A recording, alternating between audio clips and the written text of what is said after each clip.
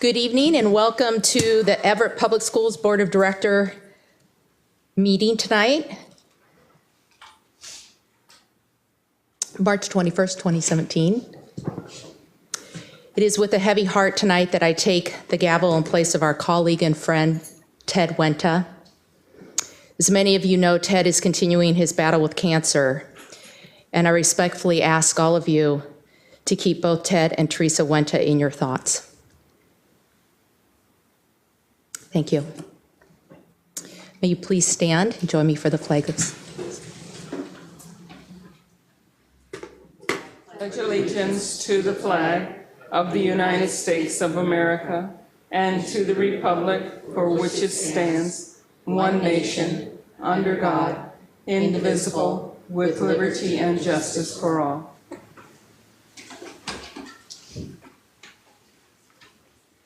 Will the secretary please call the roll? Director Andrews. Director Lassane. Present. Vice President Mason. Present. Director Mitchell. Present. President Wenta. Student Representative Carrillo. Present. Student Representative Parikh. And Druvic did notify us that he would be a little bit late because of his appointment south of us, and I think it was involving advanced placement studies. Excellent. Our first item of business tonight is the adoption of the agenda. Dr. Cohn, may you please introduce the agenda? Yes, consistent with plans established at your 2016 Summer Planning Workshop, tonight's agenda contains several elements related to both the district's strategic plan and the board's annual goals. There is a segment for routine business. There is a recognition item this evening, a segment for strategic progress reporting, one for new business, a segment for upcoming agenda items, and one for board comments. Since publishing the agenda, the following items have been updated.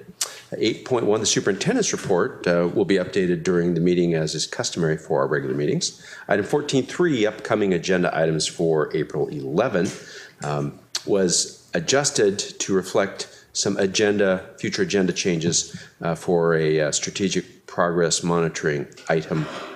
And 4 agenda items were added to the general operations business section because of the upcoming instructional materials adoptions that we'll be doing.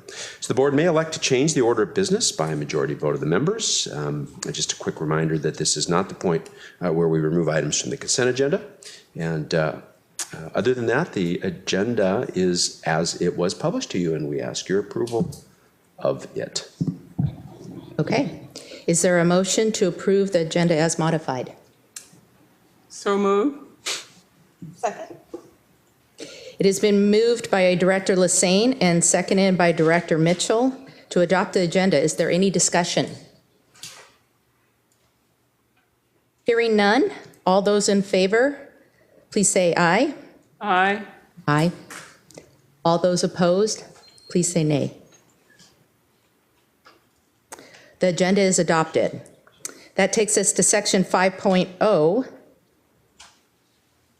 And 5.0 is recognitions. This evening we have a recognition of a STEM Lighthouse Award. However, the individual representing the Office of the Superintendent of Public Instruction is not yet here due to traffic. So I'm going to ask that we move to item 6 and come back to item 5, if it please the directors. That sounds good. That brings us to section 6.0, our public comment. The school board specifically sets aside 2 times during regular board meetings to hear from our constituents. We do this because we value public input and want to hear and understand perspectives you bring. Dr. Cohn, are there any public comments this evening? There are no requests for public comments this evening. Okay. That brings us to 7.0, the consent agenda. Dr. Cohn, may you please introduce the consent agenda? Yes, the board's consent agenda includes repetitive business items, for example, meeting minutes, personnel actions, expense vouchers, and recurring contracts. Sometimes the consent agenda will include items that occur less frequently but are of a routine business nature.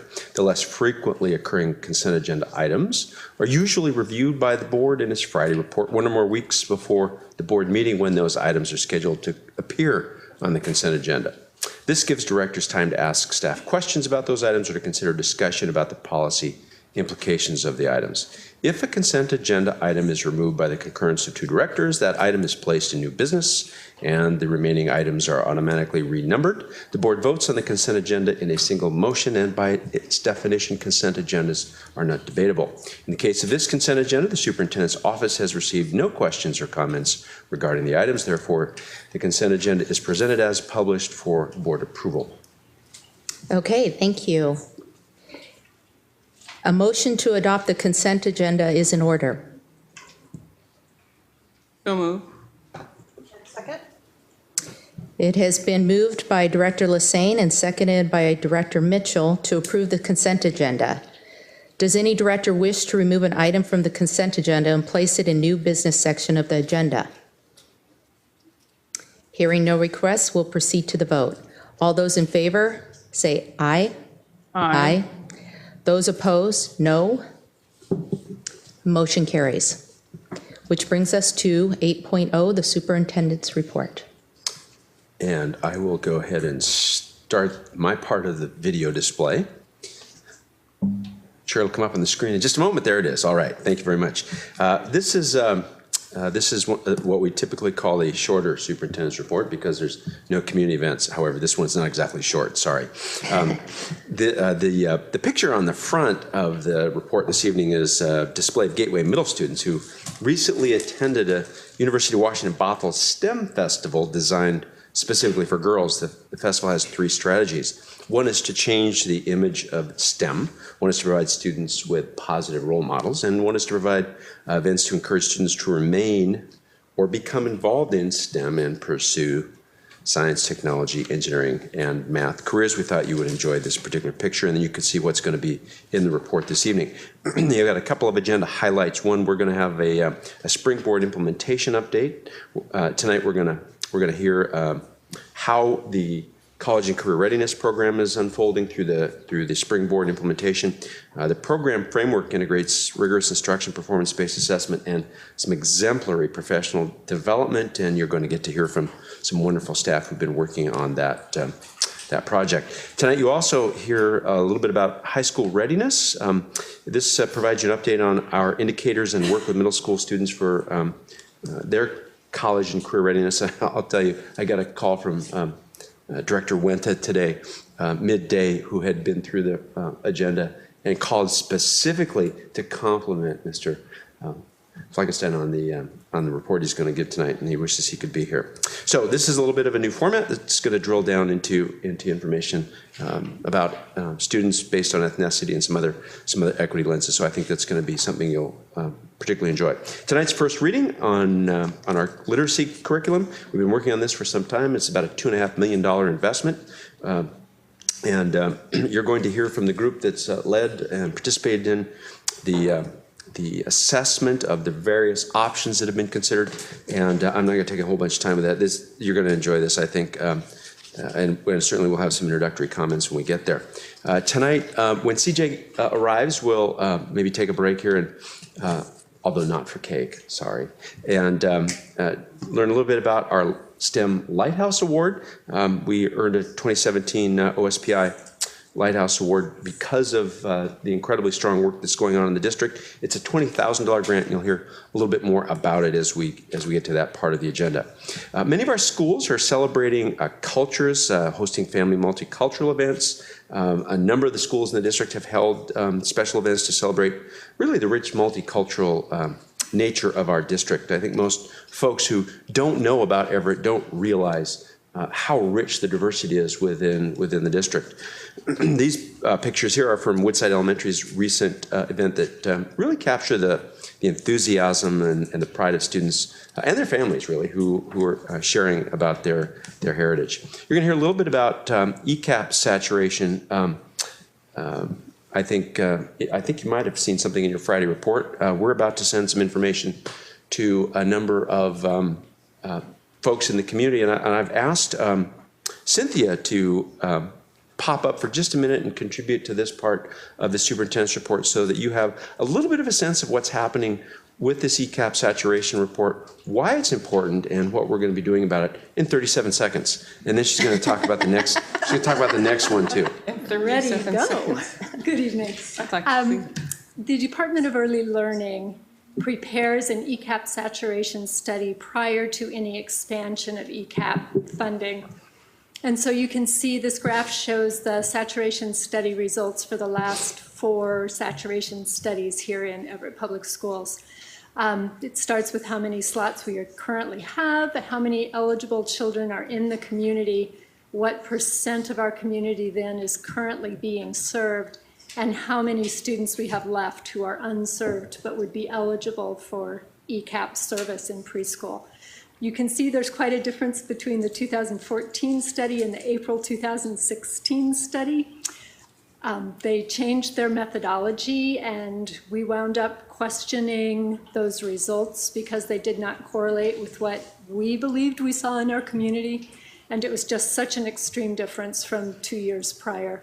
That resulted then in their redoing their study, which was then the July 2016 study, which we thought was much more closely correlated with what we believe is in the community. We make friends in state government all the time. Yeah. So now we have the March 2017 study, which shows that 46% of our eligible students are currently being served, and we have about 489 students who would be eligible for ECAP, but are not currently being served. The amount of funding that will be available is all part of the state budget package, so we don't know yet how much funding the state will allocate for ECAP expansion. Once Department of Early Learning has that result, then they will be looking at those entities that requested expansion. They've done something a little bit different in that they've put geographical areas in priority groups based on the percentage of children unserved and several other factors. Everett Public Schools is in priority group 3. So when they get their funding, they'll start with all the geographical areas in priority group 1. They'll offer funding for expansion to those groups first, and then priority group 2, and then priority group 3. We anticipate we will probably get some additional funding to expand, maybe not as much as we are asking for. We have a pretty aggressive expansion plan, and it'd be great if we got all of that. We may not get quite that much funding. Did I hear a story about there being something unique about the estimated eligible children number for March 2017? Yeah, well, the estimated eligible children number, you will notice, is 901 serving currently, and that's just pretty much how many we think we've got out there who are eligible and who we would like to serve in our preschool program if we were able to expand. The ECAP slide states that they believe there are 489 children in the community. We think we have 900. The difference there is that ECAP only serves that really lowest tier of income, and we would like to serve up through all the families that would qualify for free or reduced price lunch. So that's the gap between the 489 that Department of Early Learning identifies and the 900 that we identify. So as part of working toward providing service for those 900 students, we are meeting tomorrow in a community conversation with early learning providers and stakeholders to talk about what are we doing right now, where are the gaps, what can we do to start to work together more closely to address those gaps. And then we wanted to remind you and extend a hearty invitation to the Early Learning Symposium on April 29th, where we'll be bringing in members of the community to further this discussion. So, Thank you very much, Cynthia. We also had a fairly recently another meeting of the City of Everett neighborhood groups and school principals and assistant principals to renew and extend their conversations about the needs and opportunities in our neighborhoods and in our schools, and to continue to build strong relationships. Dr. Stewart constructed this particular outreach activity some time ago, and it is already beginning to show signs of great returns for kids, and we're very, very excited about that. Would you like to talk about it at all? Okay, good enough. Thanks. All right. Then we're just finishing the training for our pilot schools. Teachers in 3 elementary schools, Garfield, Lowell, and Monroe, completed their 4th training with Jeff Utecht and his team this week. We start tomorrow with Sequoia and Everett High Schools. They're going to wrap up their training series, and this last training set is focused on how to infuse creativity into instruction, which is why the little diagram that you've got is right there. If you have a chance to drop by and see some of this, it certainly is worth it. Connect with Joyce's office if you want to drop by and observe how rich this training is and how deeply involved the teachers are getting in the practice sets and the preparation. Folks are really excited, even though they may not be the first schools to receive computers. They clearly know about the cascading effects with the computers that we have now that will be moving to elementaries, and folks are very much engaged in this. So I wanted to give you a quick update on the mumps, and I'm going to ask Becky Ballback to come forward and tell you a little bit about what's been happening at Everett High, North Middle, and Hawthorne, and what the actions are that we're taking and what we expect. Okay. So the district informed all of our families about the statewide mumps outbreak and provided resources in January, and as well as informed families of students unimmunized against mumps that their children would be excluded from school in the event of a confirmed case at their child's school. And that happened actually late February. The district and schools are working under the guidance and direction of the Snohomish Health District to address this issue. To date, we have 18 confirmed cases of,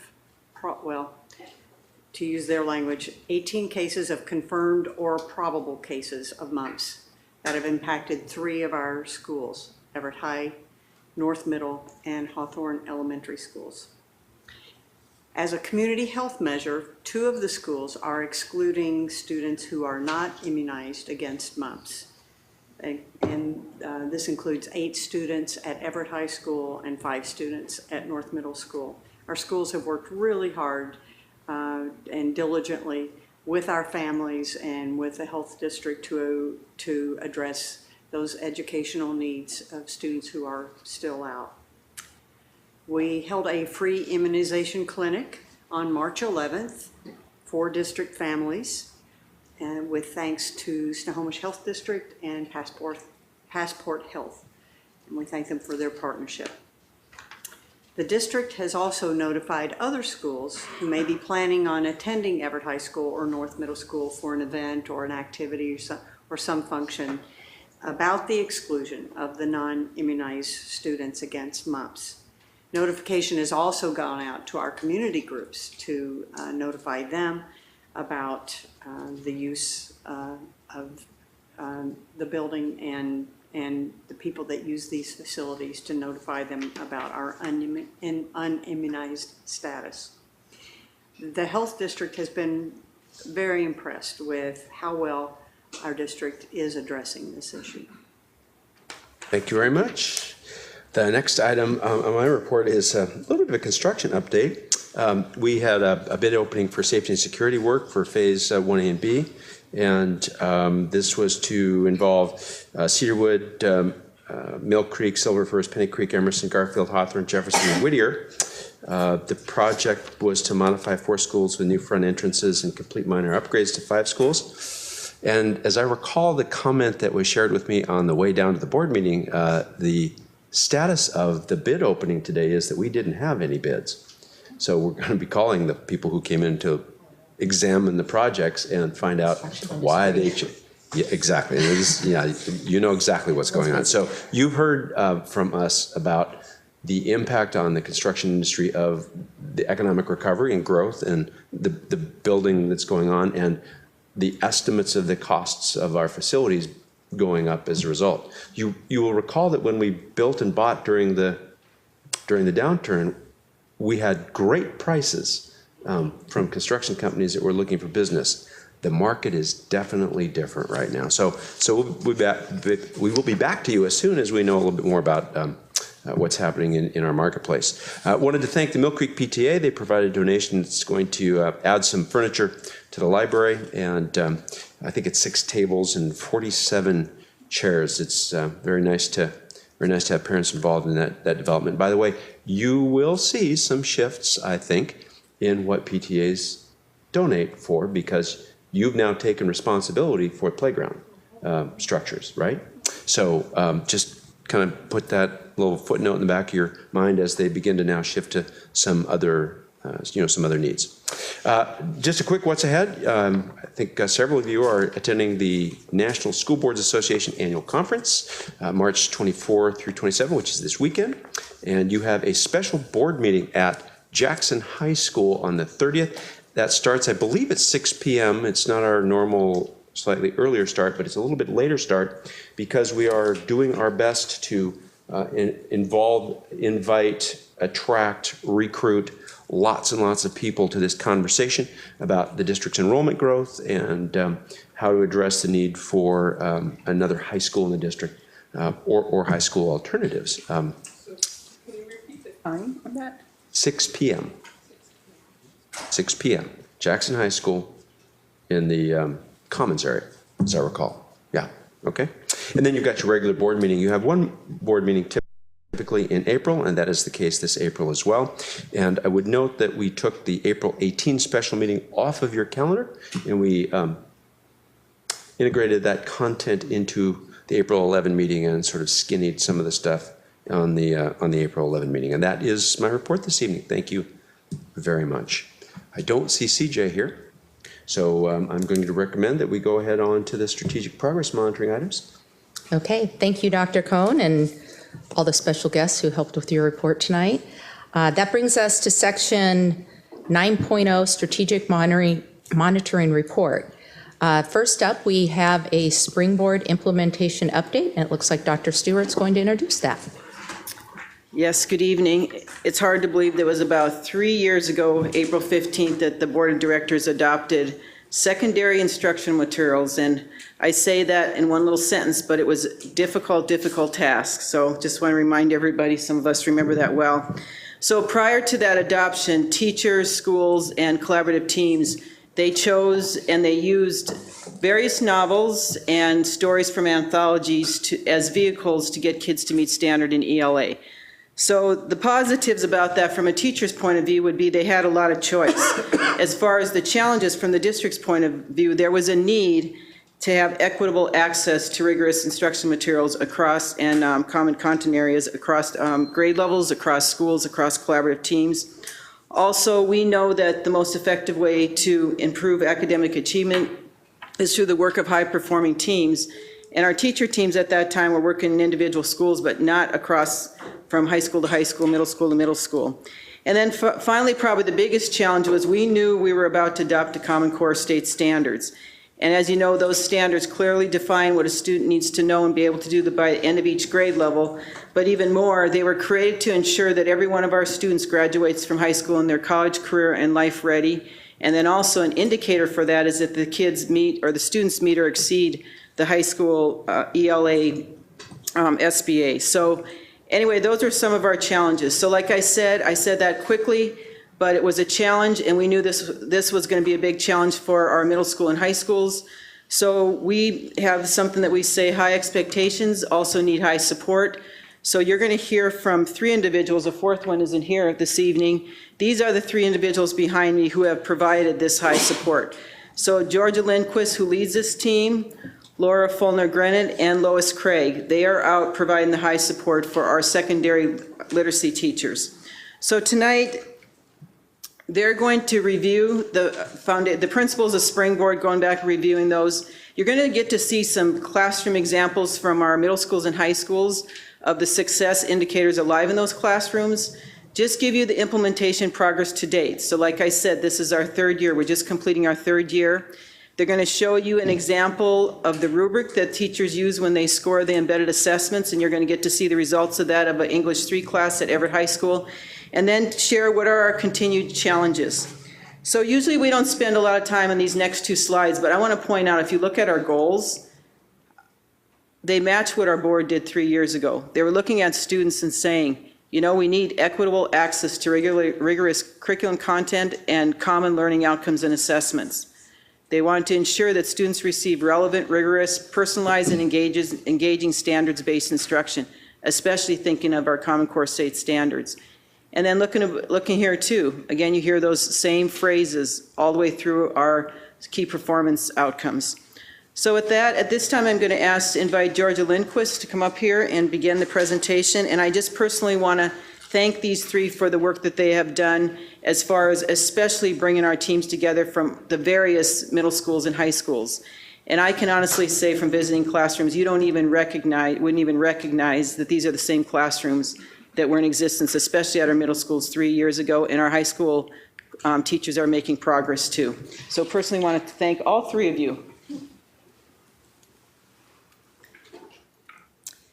Ensuring that our students are college and career ready is one of the things that Dr. Stewart just highlighted in terms of our strategic goals. And these are key to what the ELA, English Language Arts Common Core State Standards, are all about. The Common Core State Standards were back mapped to college and career readiness so that over the course of a student's academic career, K-12, students will reach that point at the end of their 12th grade year, probably before then, to be ready for the challenges of college and career. And the ELA Common Core State Standards are the main focus of the work that we're doing.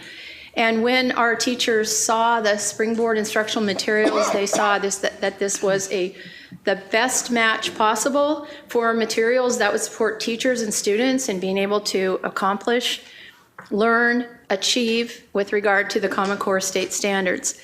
And as Dr. Stewart pointed out, these materials are used across all pathways for our students, whether honors, general ed, special ed, or English learners. And we work as a district team with all of these teachers to ensure that all of our students are able to reach their highest levels of achievement of the Common Core standards and using the Springboard instructional materials.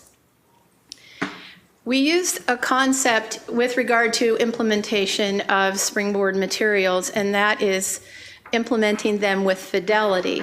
And implementation with fidelity comes from lots of research and studies done around instructional materials, which when they are built, when they are designed a particular way based on research-based best practice, and then when they are implemented following that design for instruction, assessment, and delivery of content, then there is a really strong likelihood that students will achieve at high levels. And the great thing is that when materials are implemented as they were designed, there generally are great results, and that is why with Springboard instructional materials that are aligned to Common Core State Standards and are shown to be effective when used according to their design, that is why we work so hard to support our teachers and students in implementation with fidelity. And the foundational principles of that are beginning with the end in mind and having a very thoughtful design for all of this and keeping the student at the center. These design principles are spelled out by Springboard in what are called success criteria. And Lois is going to share with you what those 6 success criteria are. Thank you. Good afternoon. What we'd like to show you is the rubrics that go with the success indicators, and also show a small clip from each classroom that will give you evidence and show you examples of what these look like. You will notice that there is a little buttons on the bottom. Middle school, high school is what they stand for. What we'd asked to do was a group of our last cadre, our group of teachers that come together. Where do you view yourselves in this process of implementation? And so as we go through each slide, you will see kind of overall the preponderance of evidence where it all shows up. So the first indicator, what you want to see, is about kids, students interacting with the content and using that critical or creative thinking skills. And the question is, are students really making those connections to the places that we're going with the concepts and the text? what are some of the launching activities that teachers are able to do to bring kids to really be able to have the background and move forward?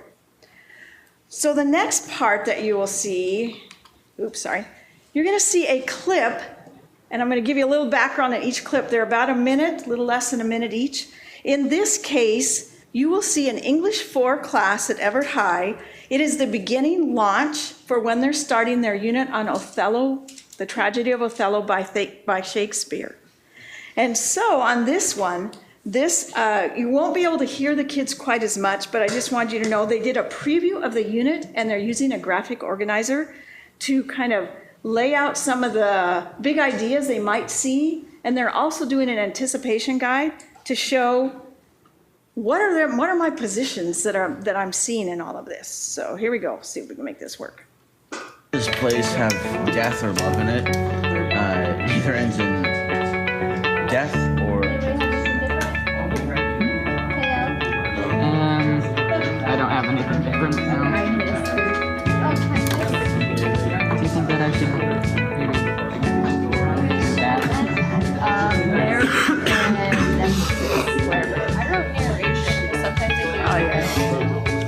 Is saying, oh hey, they're out of the relationship that they're in. I'm going to move back just for a minute to show this anticipation guide that what she's asking the kids to do is to take a stand on the main themes that are happening in Othello. And before you read this, what are you believing? And after you read, what does it look like? Because we couldn't hear them talking this much.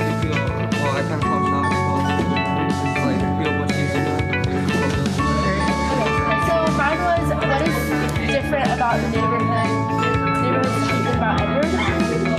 And I said the neighborhood used to look up to him and always want to be around him. Our next success indicator is talking about the backward design. We're going to start with the end in mind, and all of our lessons and activities are going to build to kids' success on that final summative embedded assessment. And so on this one, what you're going to see is, this is a 7th grade class. Again, you can see the ratings where people are, and the kids are just now getting to their summative conference, and the teacher, Stacy Dockenhausen from Gateway, will be explaining what's happening here. So on our next Springboard embedded assessment, students are going to have to be able to write an argumentative essay. So each one of them takes a look at the rubric for the end of the unit. We unpack that rubric together and really look down to just specifically what are those skills I'm going to have to be able to do. One of those skills is being able to use rhetorical devices effectively, and this is something new to them. So these formative assessments are really powerful and helpful, not only for me, but for them as well, to be able to see how they are advancing and being able to use those. Their rhetorical questions at the beginning of this unit versus how much more powerful they're at the end, to see how they've moved along. So by doing whole group, small group, and then individual, and then assessing those, using the rubric along the way, then they see and know whether they're prepared, and I see and know whether they're prepared to actually be able to write one on their own when that time comes in a couple weeks. Okay, so video is kind of cool. Yeah, it is very cool. So the next success indicator references what Stacy actually just talked about, which was the use of formative assessments. Little checks for understanding along the way to make sure that the kids will be successful at the very end. And what you'll see here is Teresa Kemp from Evergreen Middle School, and she's using whiteboards as a way to look for formative assessments, how the kids are doing. 8 minutes, running out of time. Well, formative assessments are critical to the learning process. I use them every day to check my students' understanding from the day's previous learning. I might use an assignment from our Springboard lesson. I might use an exit ticket. I really like to use whiteboards. They're just a quick way for me to check kids can hold those up, and I can immediately see who's got it, who might need just a little more understanding, and who might need a lot of help. The kids can easily share with their partner, and it's pretty non-threatening. They're easy also to check when the kids are looking at their success indicator rubric to see where they are towards learning in their instruction, and it helps them know their next steps.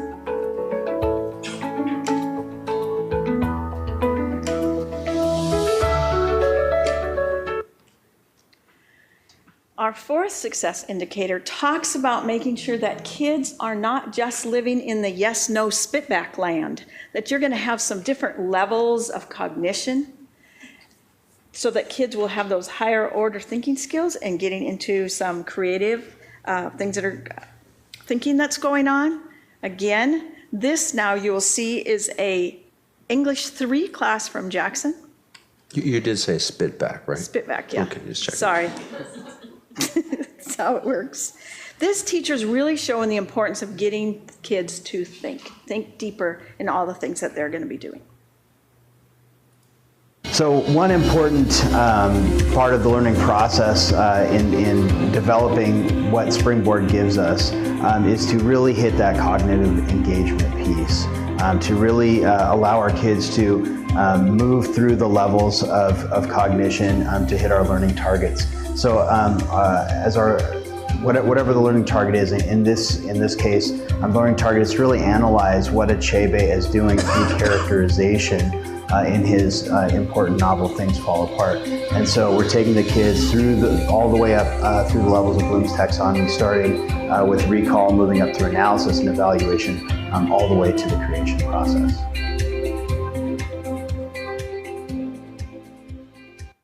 Going through these pretty fast, but the fifth indicator talks about what are those learning strategies. We always want some high-level learning strategies that will improve our practices and everything that we do.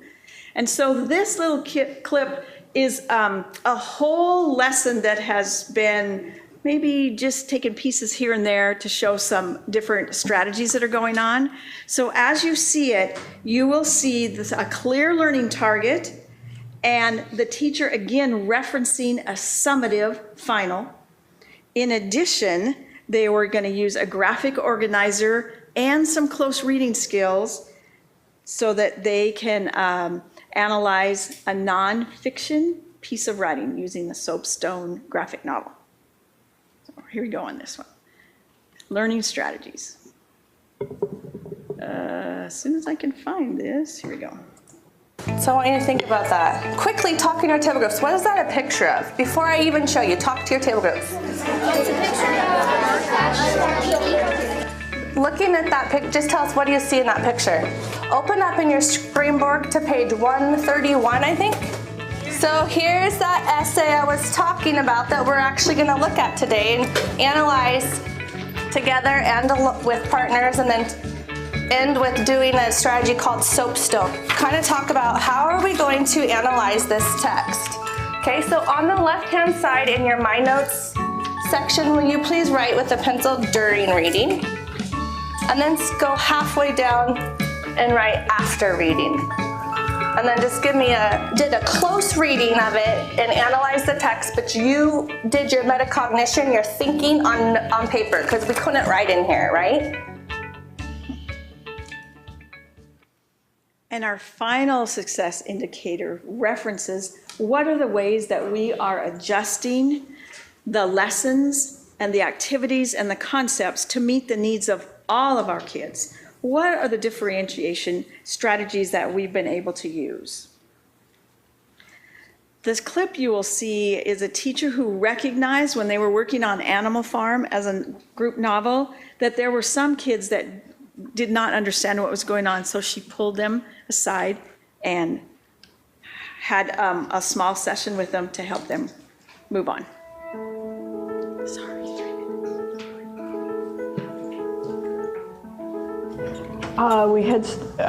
We began our lesson doing a planner with the argumentative essay out of Springboard, and after looking at the planners, I noticed there was a group of kids that were having difficulty completing their planner, and so I decided to pull them aside and put together some differentiation for them to go a little bit deeper into the material so that they had the confidence in order to be able to write in their essay and plan their essay at the same time.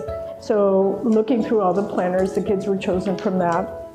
And I did notice that most of the kids that I saw names come up were ones that are typically a level 2 in reading and writing. And with the lesson, we looked at a video and they discussed it through academic conversation. And through the academic conversation, as we ended the lesson, I asked each student how they felt about the material now. And they said, well, it definitely gave them more that they could write about and that they felt more confident to be able to go complete their essay.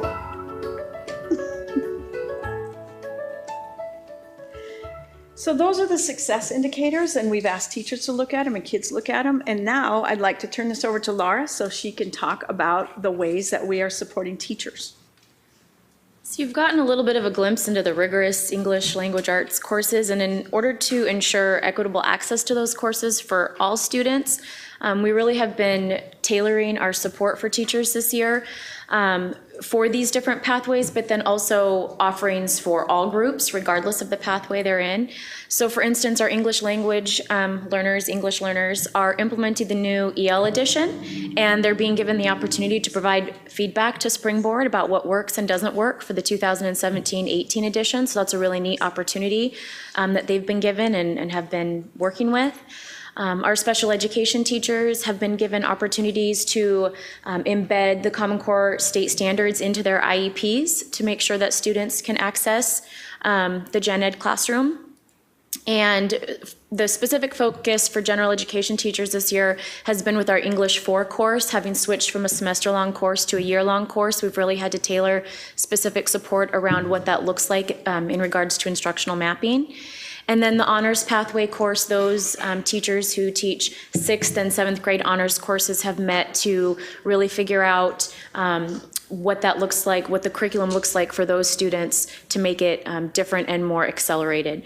But then a lot of our support has been available to all teachers, and we have representatives, teacher representatives for both district professional learning opportunities and building-based professional learning.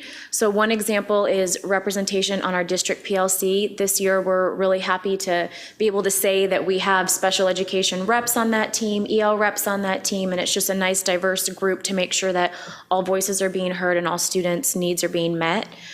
And then the support comes in different forms as well. There's been digital platform support. There's been development and implementation of instructional maps this year. We've had focus support around interim assessment blocks and how those align with the Springboard curriculum. We have done learning walks in different buildings across the district, including a specific learning walk with Springboard people to take a look at the EL edition. And then also we've been out to do lesson planning and modeling. And so those opportunities, if you kind of look at the graphic, anything in orange has been offered to all teachers and all students, and then the blue is more specific to the different pathways.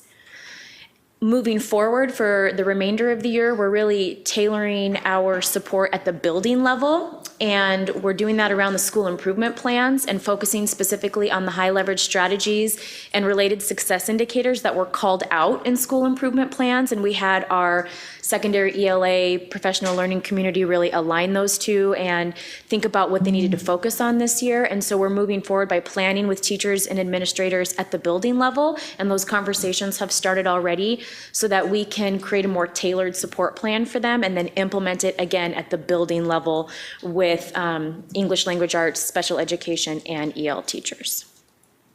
These two documents really show not only a reflection of the success indicators that you saw in action through those classroom videos, but they also show, school improvement planning and where it begins. And so you see an example of an embedded assessment rubric. This is specific to grade 11 writing a definition essay, but the key 3 scoring criteria, ideas, structure, and use of language that are connected to the Common Core state standards, those show up on every embedded assessment rubric, and and they offer an opportunity to be able to take a look at growth.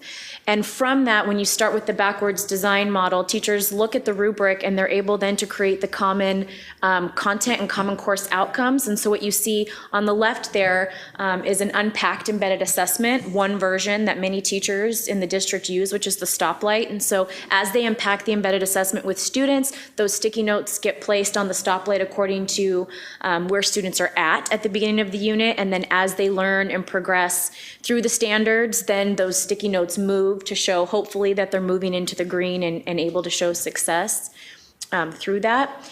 And then what this data can be what this criteria can be translated into is data. This particular slide is from Everett High School's saucer. And again, the 11th grade teachers who implemented that writing a definition essay embedded assessment took a look at their data here, and they were able to determine their areas of need for the next embedded assessment. So this particular EA told them that they needed to focus on ideas, and they were able to make some next steps and come up with lessons that would be taught in the next unit, and then they adapted that EA rubric to show the criteria that they were going to focus on for that. And so this is just one snapshot of what those 3 key criterion can communicate. Our next steps in implementation have to do with a focus on those performance assessments, the embedded assessments, and ensuring that both 21st century skills and digital tools and resources are embedded in them, and also focusing support for student and teacher use of the online platform with a rich array of resources and opportunity for student engagement, and then planning for the upcoming 2017-18 edition that has been revised to offer more support for EL students and is back mapped in a more focused way, not only with the Common Core standards, but with SAT standards.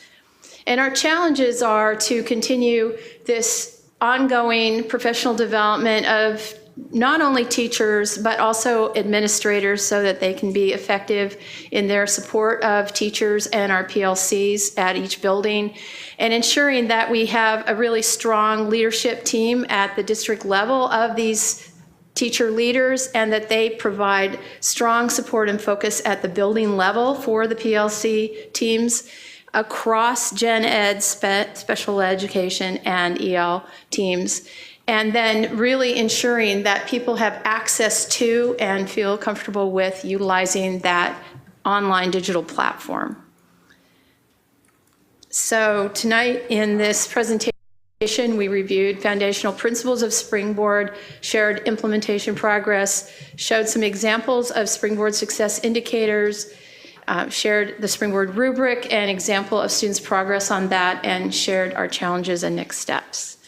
And we would invite your questions. Thank you. Thank you very much for a great presentation. Thank you, Lois, Georgia, and Laura, for your input as well. Directors, do you have any questions? I just have a couple. I think this is great, and I really do appreciate the videos, no matter how quick they are. And because I saw Mrs. Dockenhausen not too long ago, I definitely hope her wing is on the mend. Yes. Because I saw her in a sling and pretty bad. She still had a smile on her face, as she always does. I appreciate the scale for the teachers, high school and middle school, of exemplary to emerging. And I see that there is a need for continued professional development. But how are we communicating to teachers, or how are we setting TPEP goal? I mean, how are we helping them move from that emerging up to exemplary, knowing proficient is somewhere on that proficient to exemplary scale? So this is where the strength of those professional learning communities at the building level come in, and why we're focusing the support on that level, because the teams are working together to ensure that they're on the same page with what they're doing in terms of the assessments, sharing their students' results, and planning their next steps. And they usually work together on developing a common TPEP goal related to that work. And that's a really strong connection to that criterion 8, where you are in a collaborative work team, and you're looking at data and you're utilizing best practice, these high leverage strategies to get the results and sharing that. And I also just want to say I really like how the teachers showed us low-tech and high-tech ways of seeing student progress. So that the whiteboards are great, and so thank you so much. Director Lassane? Yes, I do want to say thank you very much for your hard work and the effort that we're undertaking to ensure that the fidelity is across the board. And I thank you so much for that. When we start saying providing ongoing professional development, that probably will never stop. And I understand that your focus is on the building.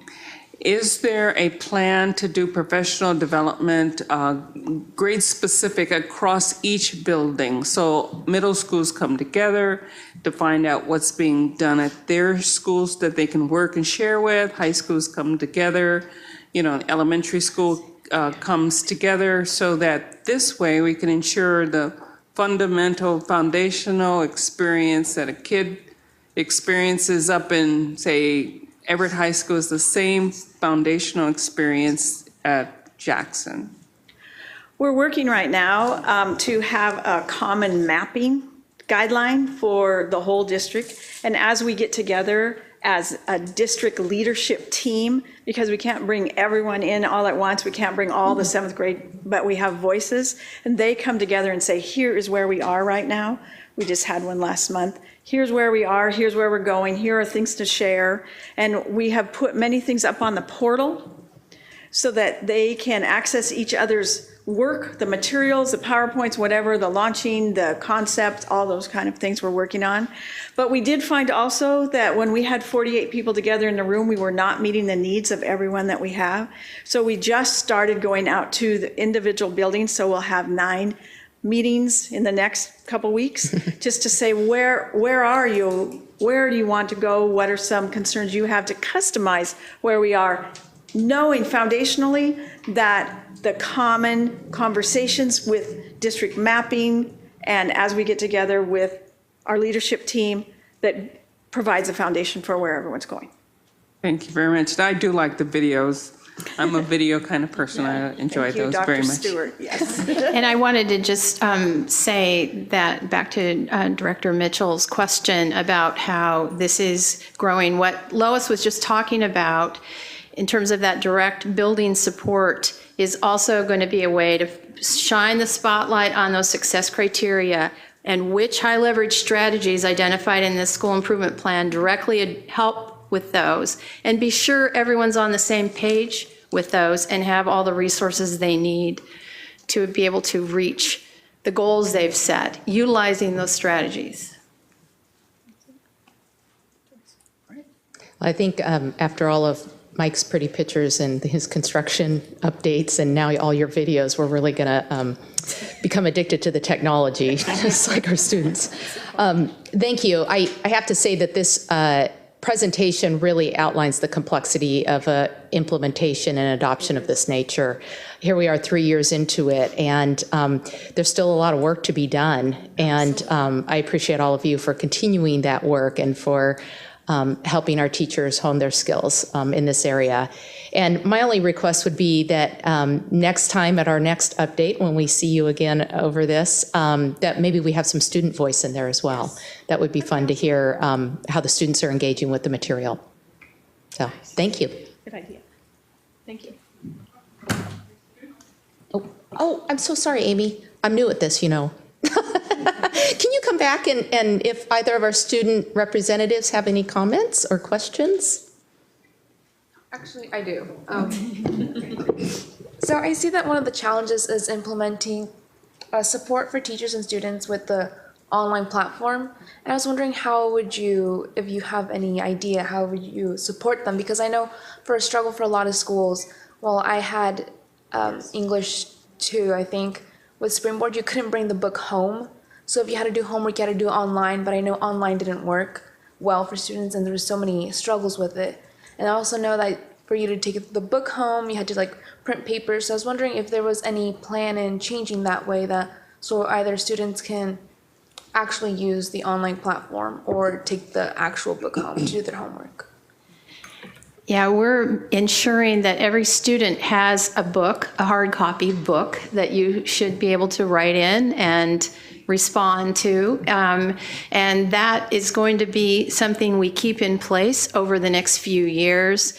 With Everett High and Sequoia High coming online next year in a one-to-one, we've talked to them and asked, are you ready to launch without the hardback book? And they're not ready to do that. We're going to keep that in place for a couple more years. So even as the schools come online with one-to-one computer capability, we're still going to keep that hard copy book in place for a couple more years to be sure students have access in any circumstance. And it's really essential.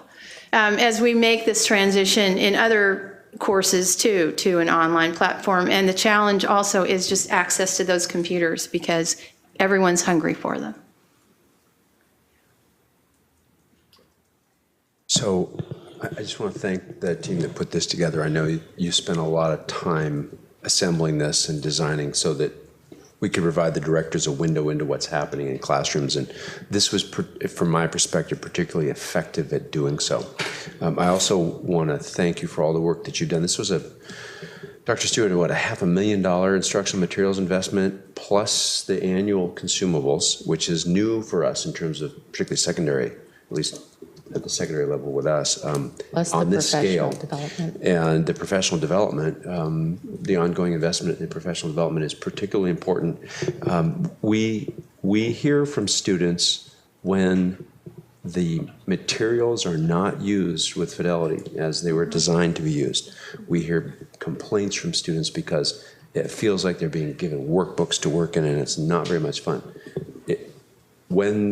When the tools are being used the way they were designed to be used, it's a very different experience for students. So I appreciate the work that you all are doing to make sure that everybody gets that experience. Absolutely. Thank you. Thank you.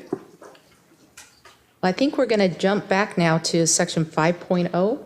Yes. We are honored to have earned one of Office of the Superintendent of Public Instruction's 2017 STEM Lighthouse Awards.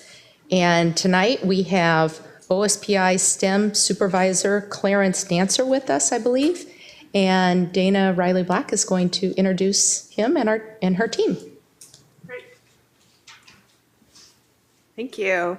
So it's been a year, just over a year since I joined Everett Public Schools, and reflecting back, one of the reasons I really had interest in joining this district was its commitment to STEM for all.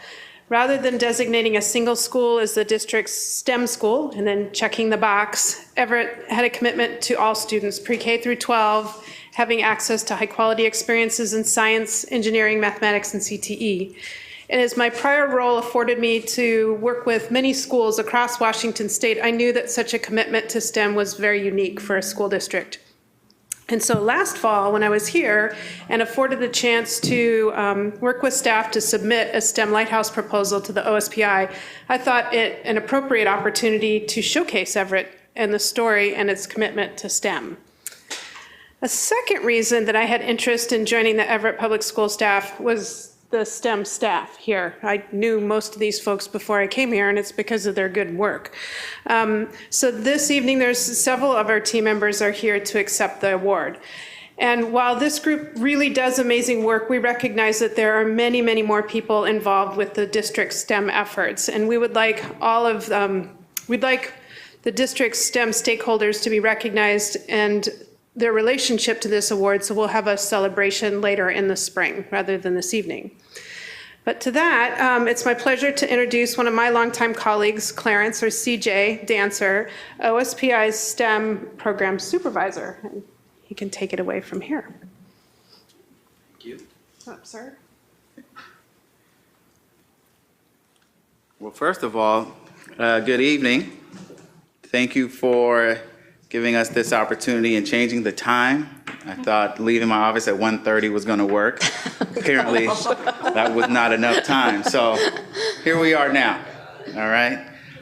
So let me give you a brief history of what the STEM Lighthouse School is and then why Everett Public Schools will be receiving this award.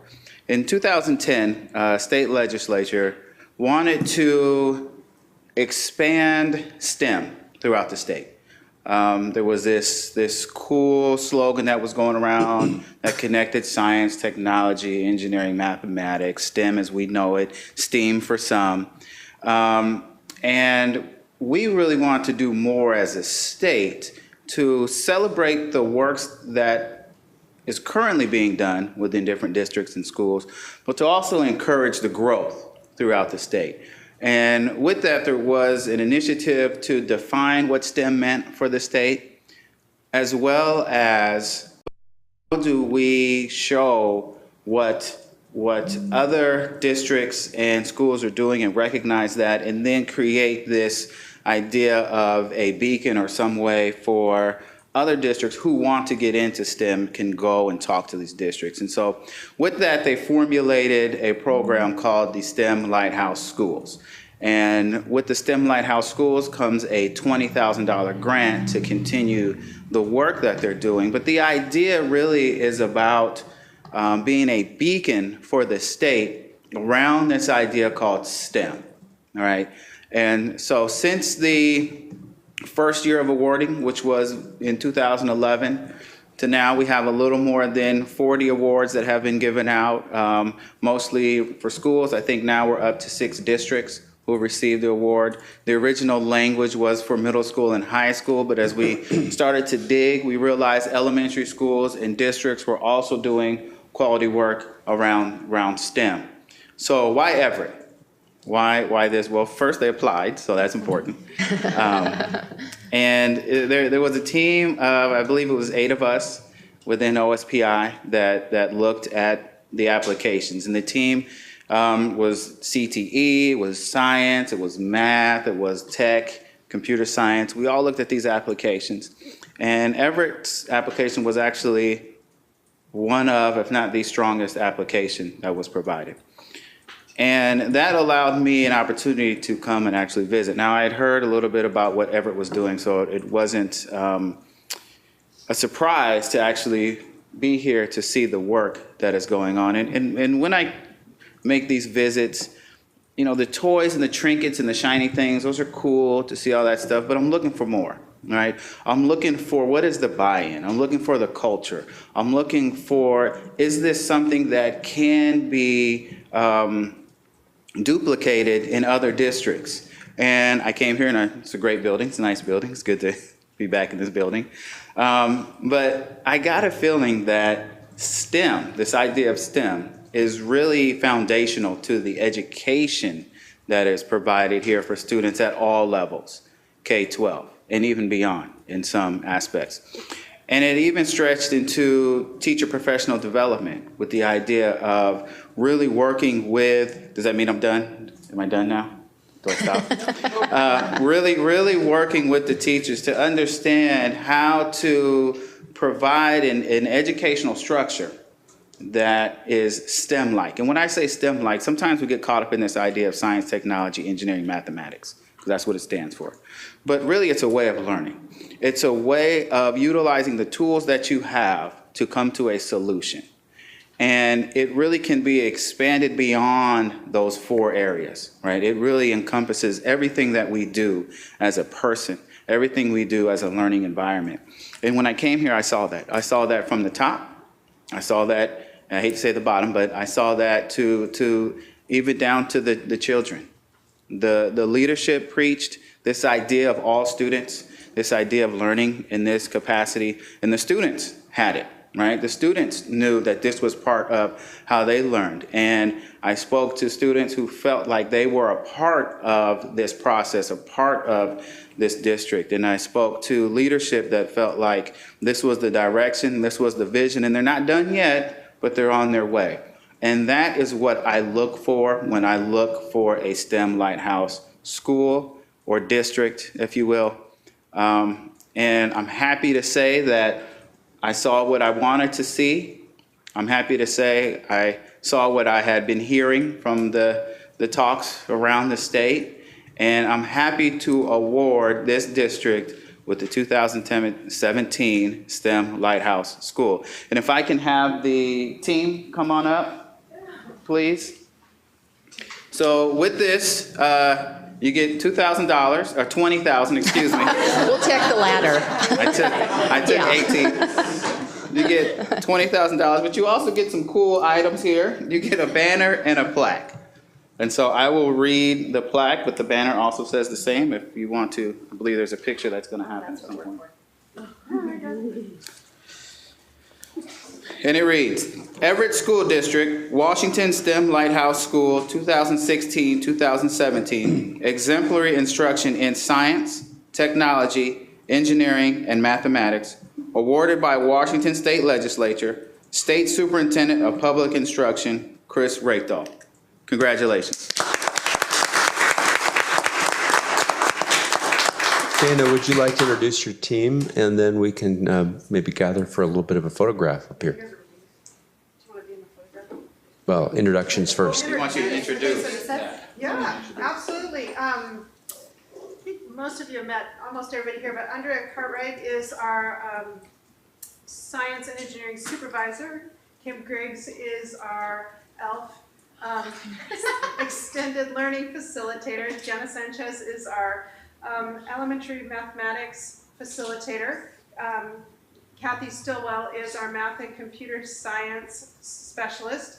Andrea is our, Allison fingers right here. Allison is our second elementary science and engineering facilitator. Brian Day is our CTE director.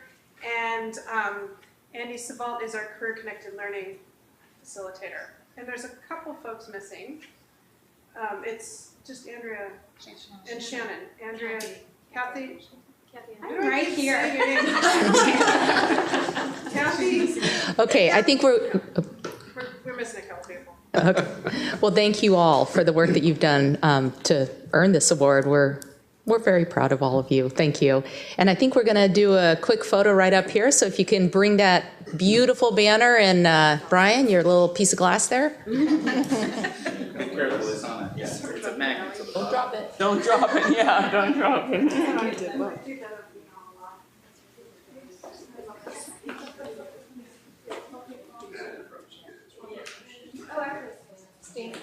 Behind us, ours is going to be that way. So I think everyone kind of do this a little bit that way. This way. Yeah.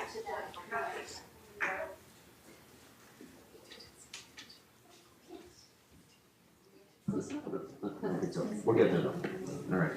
Good. One, two, three. We'll do another one. And last one. It's not. Thank you.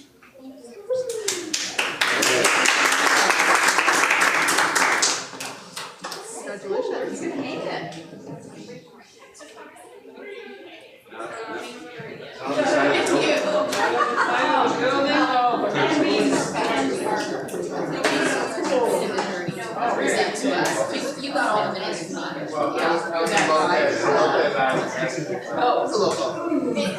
And then back. And then back. Oh, that's what you. I hope you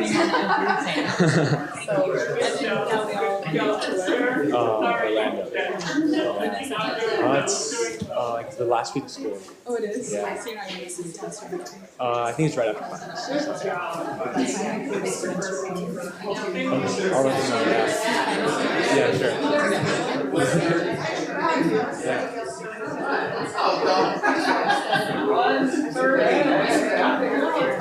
It's actually more experience. Well, stay at least for the meeting.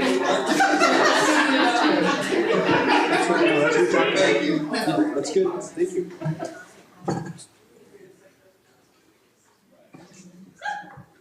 Okay, now we're going to jump back to 9.0, our strategic monitoring report. And second up is Mr. Fleckenstein, and he's going to talk to us about high school readiness. And we are all looking forward to this much touted presentation. So let's go. Well, good evening. Before I begin, I just want to say to Dr. Stewart, nobody gave me the cool video memo for presentations before we started. So, and you didn't get the picture, all the pretty pictures? So next time, I'll have to infuse some cool videos into this presentation. But anyway, I'm excited to share with you guys, the board, the progress we made this year for the high school readiness indicators, and provide you all a snapshot on our current 8th grade students as they prepare to make their transition to high school. In this particular presentation, we're going to highlight the multiple strategies used to prepare 8th grade students for high school, learn about high school readiness actions in our schools this year, review the historical trends and first semester data, and know the next steps in our work to continue to progress the high school readiness indicators. The topic of this presentation directly aligns to our career and college readiness work embedded in our strategic goals, specifically that each student graduates from high school ready for college and career with 21st century skills. Our key performance outcomes to ensure 100% of students graduate and support each student to be career and college ready are integral to our high school readiness work. Specifically, students meet or exceed standards by the end of 8th grade. The 5 high school readiness indicators are key performance indicators for continuous improvement, in addition to working on the percent and diversity of students enrolled in the advanced coursework in the middle school, the percent of students meeting the career and college readiness standard, and the Smarter Balance assessment by the end of 8th grade, the percent of our 9th graders passing all courses their first and second semester of their freshman year, and our college-bound scholarship rates. If you'll recall that the high school readiness indicators were developed 6 years ago to serve as an early warning system to monitor and support student learning and positive school habits. This helps to create a mindset about the importance of middle school and how it is that launching pad and preparation point for high school and beyond. The high school readiness indicators is even more critical this year for our 8th graders, who will be the first class to meet the 24 credit requirement for graduation. To help them, in Everett, we've established many processes and events to help students and families plan for high school and beyond. So let's now take a look at several of these supports in greater detail. Currently, we are conducting our 8th grade transition conferences where students will choose their 9th grade classes with their family and the help of their teachers. This is the launching point for their 9th grade experience. Also, our 5th grade students are conferencing right now in our elementary schools in preparation for their 6th grade year. Both our middle and high schools host parent-student information nights to make school transitions a successful experience. I'd like to point out that this year we also have a new high school course catalog that's been updated. That's been the fabulous work of Jeannie Willard, and I just want to recognize her work for that in this particular presentation. In addition, we have implemented a Naviance tool with great success the past 2 years to help students and families with their high school and beyond planning and career explorations. You can see it's a tool that is used by students not only within school but outside as well. In our recent Jackson High School board breakfast meeting, parents illustrated and shared with myself and Director Mitchell how that Naviance tool is being utilized by their students in preparation for leaving high school and preparing for their college applications and admissions. I'd like to recognize the work of Sarah Pewitt, who is one of our Everett Public Schools staff members who drives that Naviance work and support in our schools. At each grade level across all 5 middle schools, Naviance lessons are delivered to students to prepare them for their high school choices and career interests. What you see here on the screen is the map of Naviance high school and beyond lesson planning that occurs in the 6th, 7th, and 8th grade years. As you can see from this slide, student participation results with the Naviance tool at each grade level exceeds 92%. And in particular, it is now becoming part of the school culture when we talk about high school and beyond preparations. The next 5 slides provide a historical view of each middle school's college-bound scholarship completion percentage. Percentages exceeding 100% in the following 5 graphs are due to an increase in eligible students enrolled after the initial cohort count was taken in the fall of each cohort's 7th grade year. So sometimes you'll see larger percentages above 100%. It's because the cohort grew after that time and they were eligible students. It's important to note as you look through these slides, and I'll just spend a brief moment on each one for your viewing, the schools work year-round to help work with families and students to return these forms and submit them to the state to then be entered into the state database. So it is a team effort to get these forms in. Such forms are due at the end of August by the end of their 8th grade year. This particular slide, we're looking at current 7th and 8th grade students, the completion percentage for College Bound Scholarship. These are the actual percentages turned into the state and entered into the state database. And as you can see, this is our progress right now. Our schools are consistently working on getting these numbers up to their historical levels that you saw in the previous slides. And now we'll transition from our holistic student supports for high school readiness to the work in our schools this year and look at the progress we've made first semester.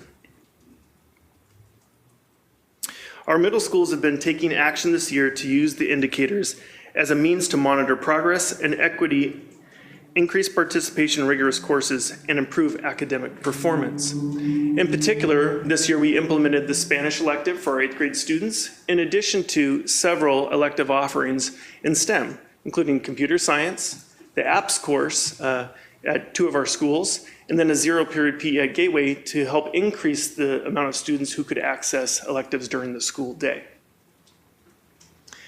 To take a look at one of our schools, Eisenhower, for example, has placed a focus in their school improvement plans to increase STEM and advanced classes to engage its students. I've highlighted there in those yellow boxes. So one of their particular focuses was to develop an 8th grade technology class that will implement a new curriculum and Microsoft applications. So here's a short video, not quite as cool as Dr. Stewart's now, but a short video on, from Eisenhower Middle School in their new apps course. What you'll see on the wall there is, or the wall of fame, is the Microsoft certifications that students have earned through taking this course.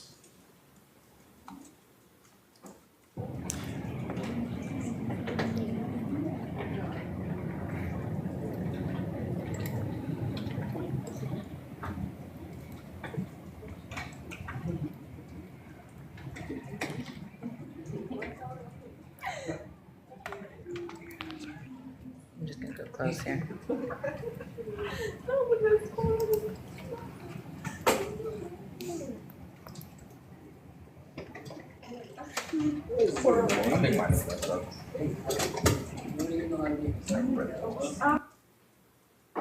I know it's a little odd, it's not very loud.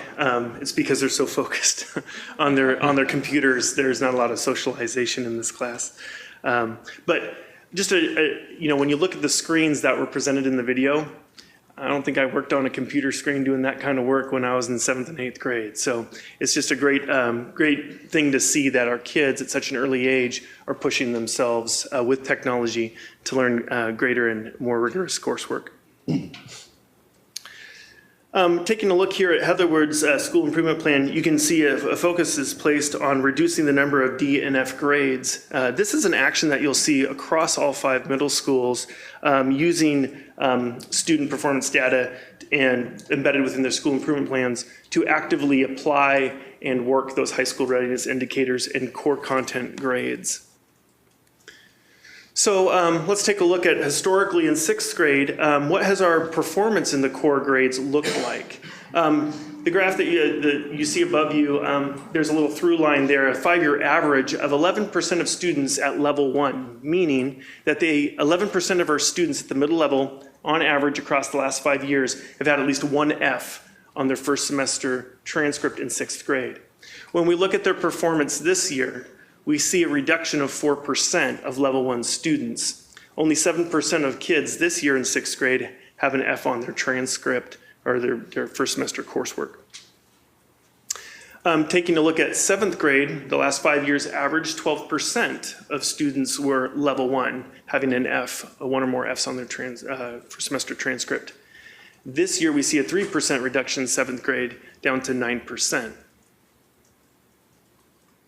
And finally, looking at a 5-year trend for 8th grade in the coursework performance, we see a 15% average of students who are level 1 with an F on their transcript per semester.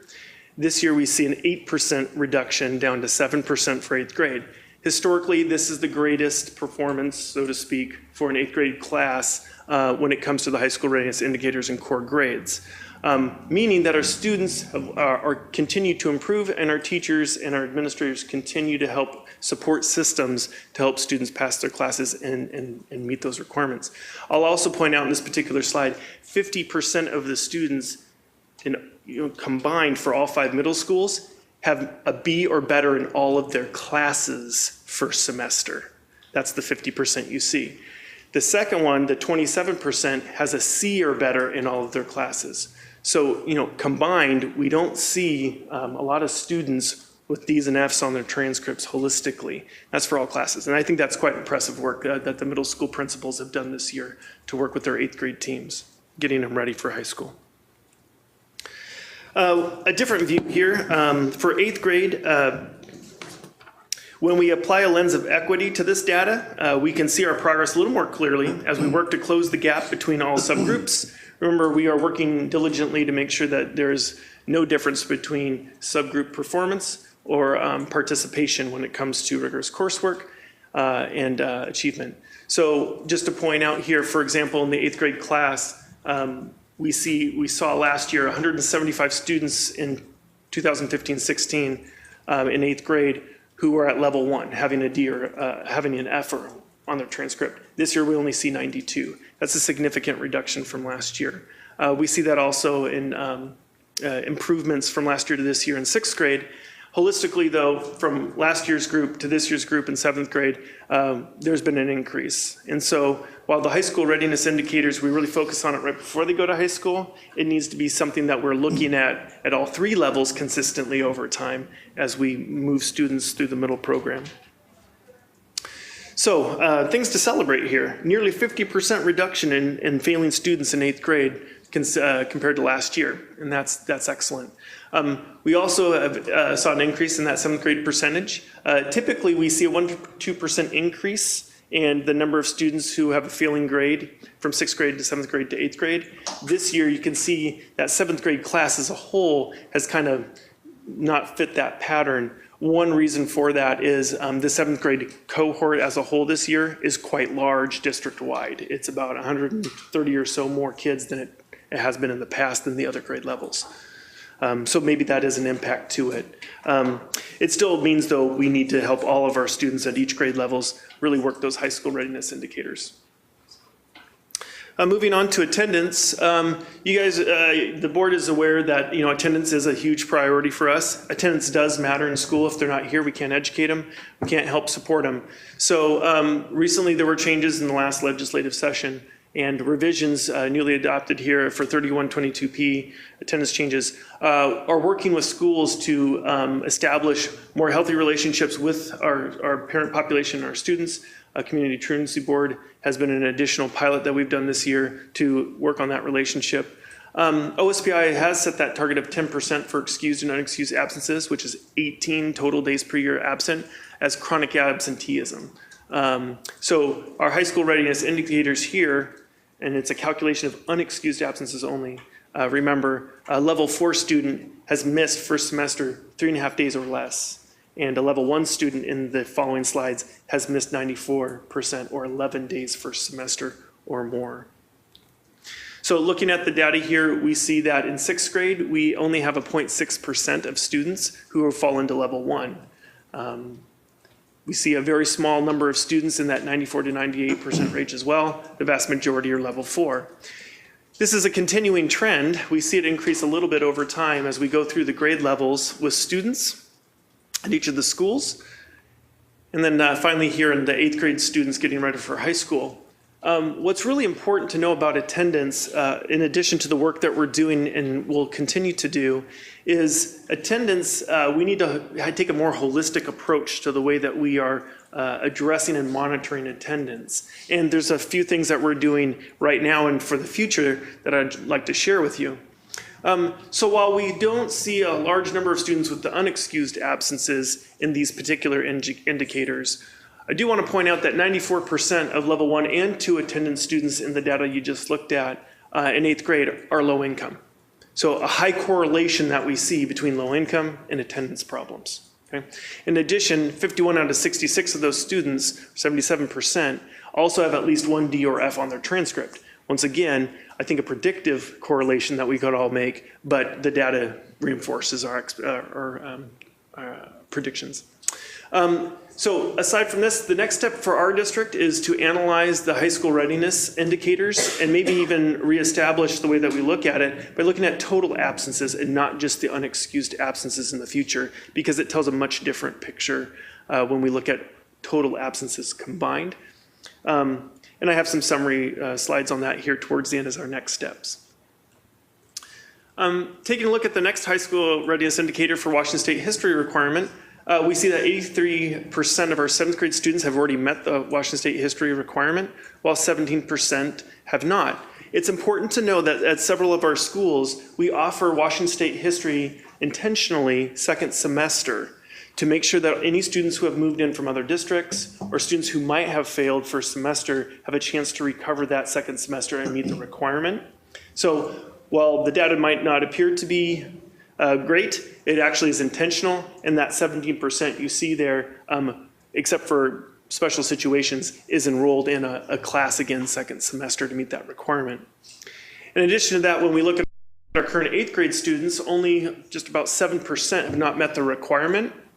Of those students, let me do my math.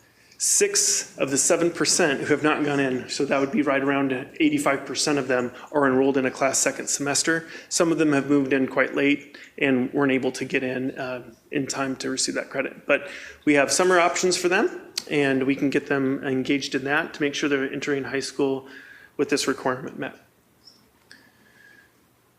Taking a look at Washington State history, this is another celebration for our middle schools. They've done a fabulous job at really moving that needle and the number of students who are meeting the standard. As you can see from last year, the total number of 7th grade students, when we look at low income, African American, and the other subgroups, we see gains, which is actually reductions, in performance, where more and more students are meeting this requirement ahead of time. Looking at our 8th grade class for low income, 104 students last year at this time had not met the requirement. This year, only 43. It's a huge reduction. Combine that with our attendance and our grades data that we already looked at, it's moving in the right direction, and I'm really proud of the work that the schools have done for that.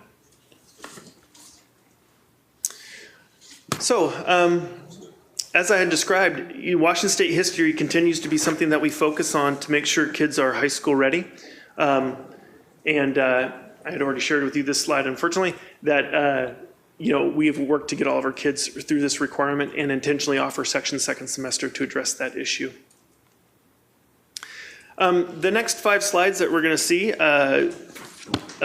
illustrate our school 8th graders' participation in high school courses that bear credits. Improvement trends are indicated by circles above each of these graphs, bars, showing areas of growth that they're making for more participation. Overall, in each of these graphs, we can see an increase in participation in high school classes in 8th grade this year. So for example, here at Evergreen, we see an increase in advanced math has been a focus for them. And overall, we see a 35% participation rate in a high school course at the school. For Gateway, we see 52% participation in advanced courses for the entire 8th grade class. We see increases in their participation in science this year. For Heatherwood, we see increases in 3 areas, including the far right, which is world language or Spanish, high enrollment there in that class. They have a 59% of their 8th grade population participating in a high school credit-bearing class. And then North Middle School has 30% of their students participating, and we see great participation there in Spanish and continuing to rise. I know that they really put some effort into their STEM class that they offered this year and those elective offerings to engage students. So I know that Principal O'Brien, as you know, excellent principal, continues to encourage her students and get them into those rigorous courses. When we look at grade performance in advanced courses, and this includes now a calculation of high school credit-bearing courses and honors level courses that aren't high school bearing. We see by schools the trend on the number of students earning A's, B's, C's, D's, and F's broken out by percentage. And what we see here is just, only 1.37% of 8th graders taking an advanced class have a failing grade. That's a very low percentage for an entire all 5 middle schools. When we look at advanced classes by ethnicity, we're looking here to see whether or not there is obvious disparity of student performance. We want to make sure that we're supporting all of our students to do really well in each of our classes. What I would point out here specifically is when we look at, for example, African American students for earning an A in classes, we need to be able to support all of our students to earn A's and B's and the highest grades. So while we really do focus on making sure nobody fails, we also have to find ways to support our students to get the highest performance possible. When we look at our 8th grade students specifically by school and their participation in high school classes, you can see what percentage of each school's population is participating in a high school credit-bearing course. District-wide, we see a 56.8% of our students in 8th grade in a high school credit-bearing course. When we take a look at the same data, but then broken down by subgroups, we start to look at relative to the population as a whole, or to, in comparison to other subgroups, how are our students participating in high school classes. So as a benchmark here, looking at our white student population, 61% of students district-wide in middle school are in a high school course, 43% for Latino, 77% for Asian, and 41% for African American.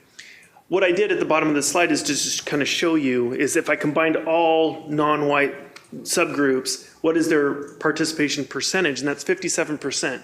I do want to put an asterisk on that though, because if you pull the Asian student number out of that calculation of 57%, it actually drops another 10%. So just to point that out, to be perfectly transparent, that would then increase the participation gap to almost 15% of subgroups. So it's something we're still working on. I am though particularly proud of the work of the middle schools to close that participation gap in all of our schools. So in high school level courses, 616 of the 1,400 students or so are enrolled in a high school course. The high school math and Spanish 1 classes are the most frequently accessed of our rigorous course offerings, or high school credit-bearing courses. Only 17 students in advanced courses failed last year. Only 2% of students in 8th grade failed this year. And then only 5% of our 8th grade students earned a D in an advanced class. So if we get them into those classes, we can get them to pass, that's for sure, okay? But what we need to do is continue to get more students in, close that gap for participation based on subgroups, and make sure that our students are all able to get the support they need to get A's and B's in all their classes. So looking ahead, when we see our work here in the future, how are we supporting our students to advance themselves? We have an EL summer school at Evergreen, Heatherwood, and North this summer for students who are in our EL program that are below proficient. That work to get those students signed up is happening right now.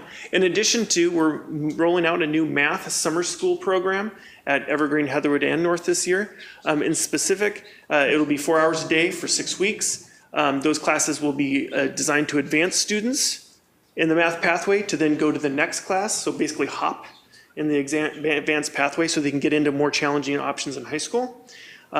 We also have support in summer school for students who are not quite proficient at their grade level standards to get them up to proficiency so they can continue in their math sequence and continue to excel. We're also going to be working on increasing our elective offerings for high school credit and STEM courses. This year available to our 8th grade students going into 9th grade. We have 2 courses for free from Snowile in STEM and 2 from WANIC, which is another skills center based program and for DigiPen. So we have 2 classes we're going to offer in DigiPen this summer for free for our kids, not just 8th grade kids going to 9th grade, but for all of high school too. Like I said, we still need to focus on attendance. And recently we've revised and communicated our attendance procedures to administrators and to schools, clerks who work on attendance. This is going to be a big shift for our community. I'm just going to be honest about that. People are going to have to get used to excusing absences with a note and creating a greater dialogue when it comes to excusing absences and what is a full day absence and a part day absence. But in addition to those procedural aspects, we need to improve our ability to monitor the implementation of these practices. And with the leadership of Dr. Stewart, she's developing communications with principals to report and analyze the impact of student attendance on a monthly basis, starting now and then for the rest of the future, total absences, not just excused or unexcused.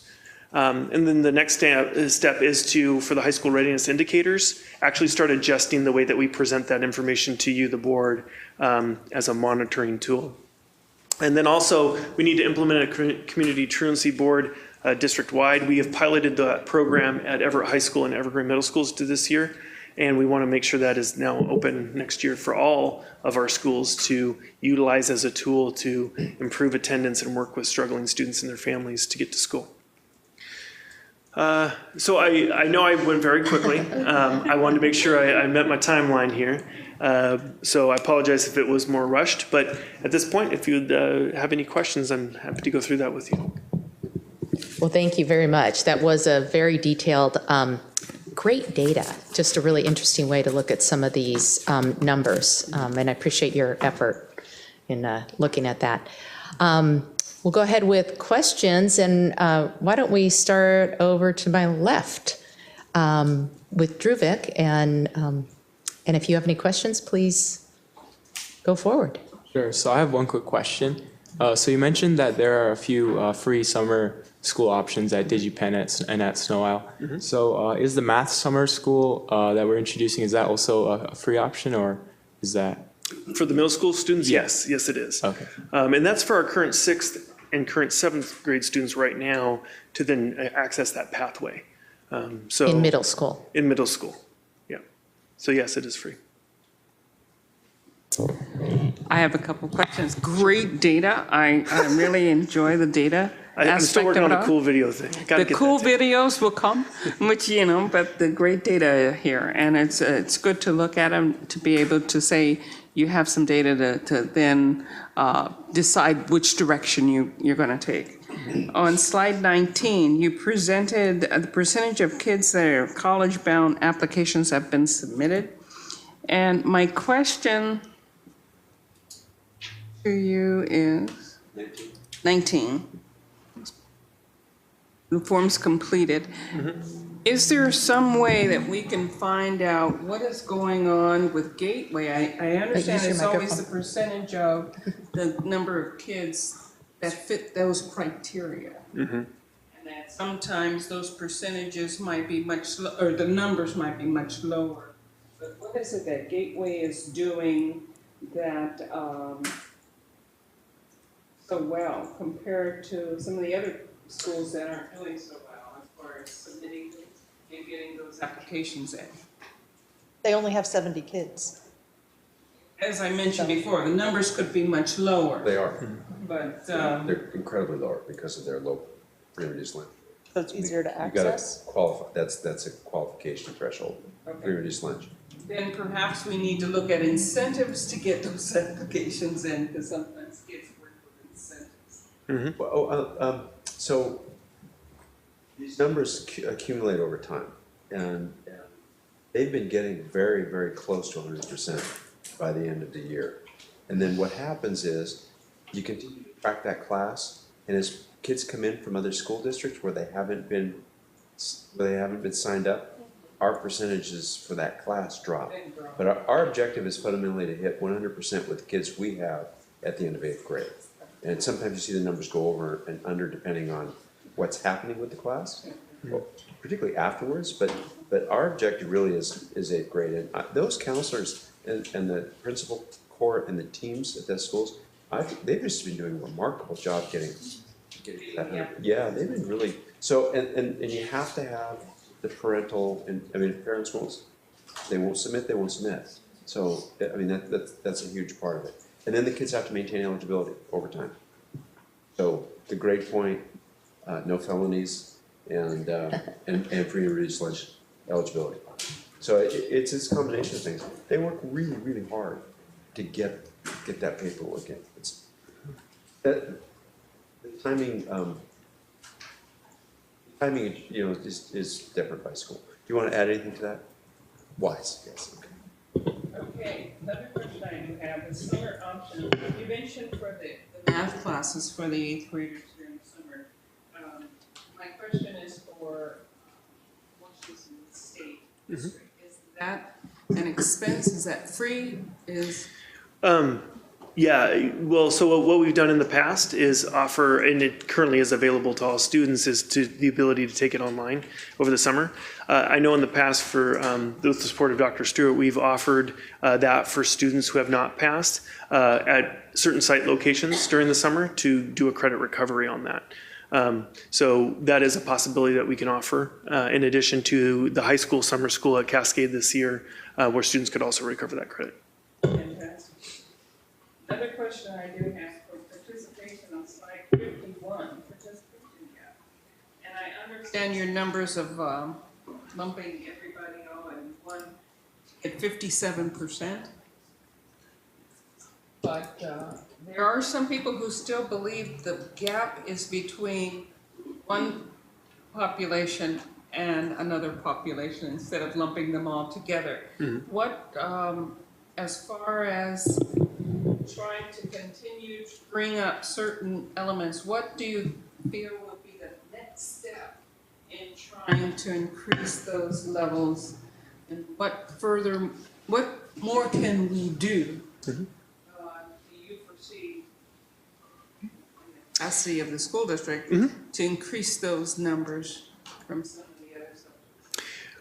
Well, within our strategic plan and our annual operating plan, we consistently are looking to create a more equitable system for all students, right?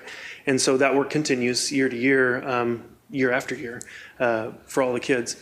What I would point out, this slide in particular, is when we look at the percent of all 5 middle schools, if you were to combine them and you look district-wide, and you look at the percent participation relative to their percent participation within the population of some subgroups, we see that they exceed participation relative to their percentage of the population as a whole.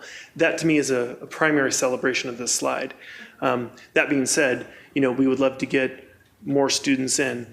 The work on this particular slide began in August when the principals first came back and met with me. I was able to pull some information from them from their most recent SBA scores, you know, at the end of last year.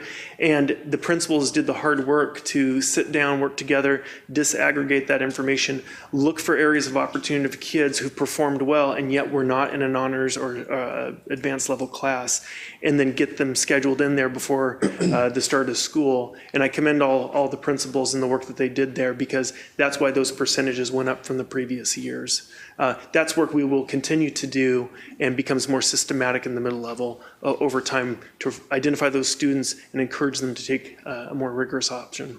I commend you on the focus on summer math courses for some kids to get them ready and able to take the advanced courses, because some of the kids may not be in they may not have the ability right now, but as they progress during that summer and be able to be ready for those advanced courses, that's great. And I'm glad we're doing that. And it is no cost. So there's nothing to limit them from taking the courses other than waking up early in the morning to go to school in the summertime, you know. Yep. Nothing that would limit them. Thank you so very much for the data, and You're welcome. Director Mitchell? Yeah, I just want to say thank you too. And I think it was the Gateway Saucer that we did see how they're working really hard, and I'm sure it's happening in other middle schools too, to help those kids pass that world language and the special sessions that they're having at their lunch or after school. I forget when it was, but it was very much focused on that. I'm hoping you can walk me slowly through slide 34 with the attendance numbers, because I'm I'm a bit, I don't know if I've seen it this way before, so I just want you to, so level 4, so the goal is that every student has 98% attendance or better? Yep. And so if they're under 94% or at 94%, 98%, then they hit a level 4. Is that what that's saying? So yeah, 90, greater than or equal to, yeah. Okay. So if they're at 98% or better, they're level 4.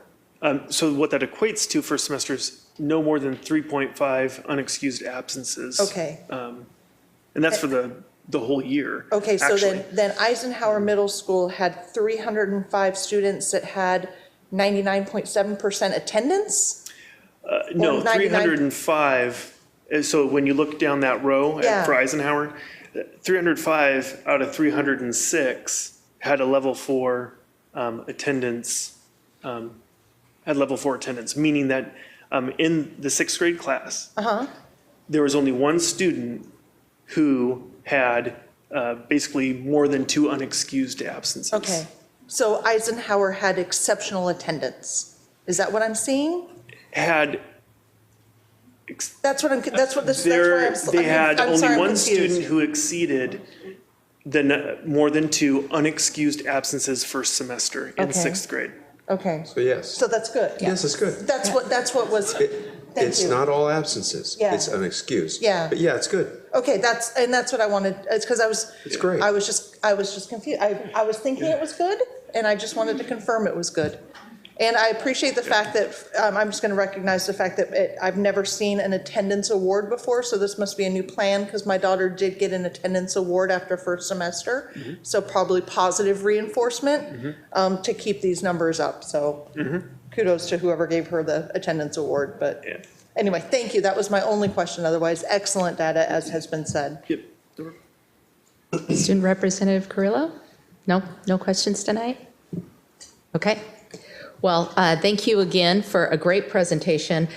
I know, given I have a little bit longer history with you, that this is an area of passion, and I can just see you sitting at your computer diving into all of this and coming up with these little nuggets for us. So I really appreciate you taking the time to do that, because the data is very interesting and very useful. I think there are two things worth noting. One is Larry's taken this analysis and this strategic progress monitoring update to a new level, which we want to recognize and commend. And the other, frankly, if not more important, is the performance of the middle schools is pretty darn remarkable. So I think we want to call it out and celebrate it and say thank you for sharing that with us. And obviously we'd want to communicate that with the teams as well. Thank you. Thank you. Okay, that brings us to section 11.0, which is our second time slot for public comments. Dr. Cohn, do we have any public comments? There are no requests for public comment this evening. Thank you. Well, with that, we will adjourn for 15 minutes and return at 6:38. Yes. There's quite a demand built up for this, so everyone's looking forward to it. Absolutely. We hope to tell the story of that demand and why it's building and how it's building. And so good evening. We've been looking forward to this opportunity to share with you the K-5 ELA adoption, the superintendent's recommendation for that core adoption. It's been many, many months in the making, as you know. It's also something, as you mentioned, Director Mason, we've heard in the saucers from teachers and principals in particular are really looking forward to. And it's something that our team here is proud to present. So speaking of team, I wanted to introduce ours tonight and spend a little time doing so. We had a 52-person instructional materials adoption committee team. That's the size of an NFL football team, 52 people. So they spent over 60 hours in process, and you're going to hear a little bit more about that process. Our franchise quarterback, and I promise this is the last football metaphor, is Holly Martinez, our elementary literacy specialist. She was really the architect on a day-to-day, week-to-week basis of the process. Laura Limmert and Hillary Chandler are two fantastic teacher leaders who really brought their perspectives to bear in assessing instructional materials against the rigorous criteria. And you're going to hear that over and over again, almost like a broken record. It was really important for us to assess these materials against rigorous criteria. Kim Brenner, it's not easy for anybody to be out of their building as much as these folks have been out of their building, but Kim, not the least of whom would be an elementary principal, but Kim Brenner did that and then some. We actually had 3 or 4 administrators on the team. We really appreciate her bringing her leadership perspectives to bear on the process. And finally, most of you met Emily Dagg, our parent who was unable to speak tonight because she had another engagement. She was the keynote speaker in Everett. But I learned that she was able to meet the strategic goals of her organization in them releasing her for 12 days to take part in this process. So her work and our work live at that intersection. I wanted to share tonight the purpose. The purpose really is simple yet complex. We're going to share the literacy adoption process. We're going to explain the characteristics of the recommended instructional materials, and we're going to request adoption or consideration for adoption of the recommended instructional materials. We typically don't spend much time delving deeper into the vision and mission, and I'm not going to do that tonight either, but I wanted to illustrate just how connective the instructional materials you'll hear tonight are with our mission and vision, and you can see them kind of light up here. These materials will facilitate many elements of the vision and mission. For example, inspiring flexible thinkers, expanding students' worldview in a global society. I think you'll hear some themes and patterns emerge in the team's description of the materials. And the same goes for the instructional materials alignment with our strategic goals. Again, kind of just lighting up or enabling priorities like college and career readiness, 21st century skills, rigorous standards aligned content and processes, and cultural proficiency.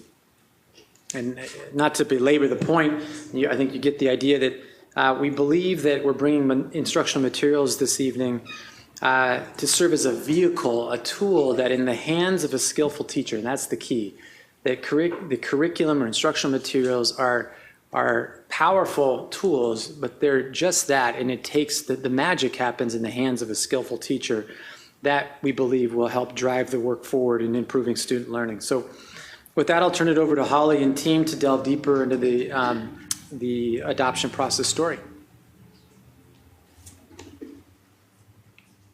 I want to thank you for the opportunity to provide the information about the elementary literacy adoption process.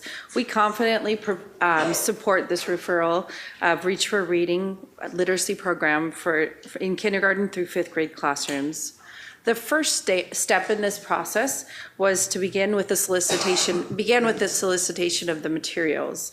I reached out to several sources in order to ensure that we had the proper resources and a diverse group of resources at the table for the adoption team's review. First, I sent a request for proposal, and I posted that on our National Clearinghouse website. And this is where publishers go to see what core adoptions are in process. Next, I requested a list from OSPI, from the Director of Literacy, to ask her about like-sized districts with similar demographics that have engaged in a recent adoption and are seeing success. So I wanted all of those characteristics. They were able to provide a list of about 8 programs, and if they weren't included in the review process, I included them. Next, I reached out to the College Board and to Springboard, and I requested if they had any programs that were recommended as a core reading program that aligned directly with the Springboard. They didn't have a direct recommendation. They did have 2 elementary programs or schools that had the same program, so I did request those materials as well. Additionally, I requested materials based on the recommendations from any Everett staff or administration. And then finally, I completed the next step was to complete a review of the current research reports, including ed reports, and identify if there were any missing programs from that list. And finally, I reached out to local districts that had recently adopted materials such as Mukilteo or Mercer Island, and requested any materials for review that continued to have positive reviews. The next phase involved the recruitment of this team that Peter described. I was very committed to having a diverse team. I knew that it would be more complicated, but I wanted every school to be represented. I knew that was important. And so we had representation from 52 members across the district. This included many voices, areas of expertise, and experience across our district. Each school principal recruited a primary and an intermediate representative to participate, resulting in 7 to 8 members of each grade level team. So we had balanced representation across the K-5 grades. Next, I included specialists from English Learner Department and the early learning coaching teams. Additionally, there were multiple representatives from our SPED department, including a speech and language pathologist, which brought a very rich background in vocabulary and how we could find materials to match the needs that she serviced, a district level facilitator, and an extended resource teacher, because these materials needed to meet the needs and challenges faced by all of the students involved. 6 of my 17 elementary coaches participated, and they represented each of the regions in the district.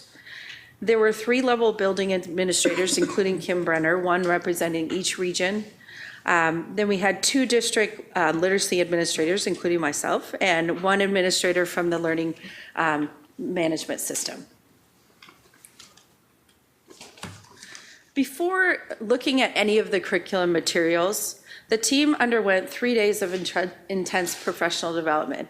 They came to the process ready to touch the materials and review the materials, but we spent 3 whole days engaging in professional development.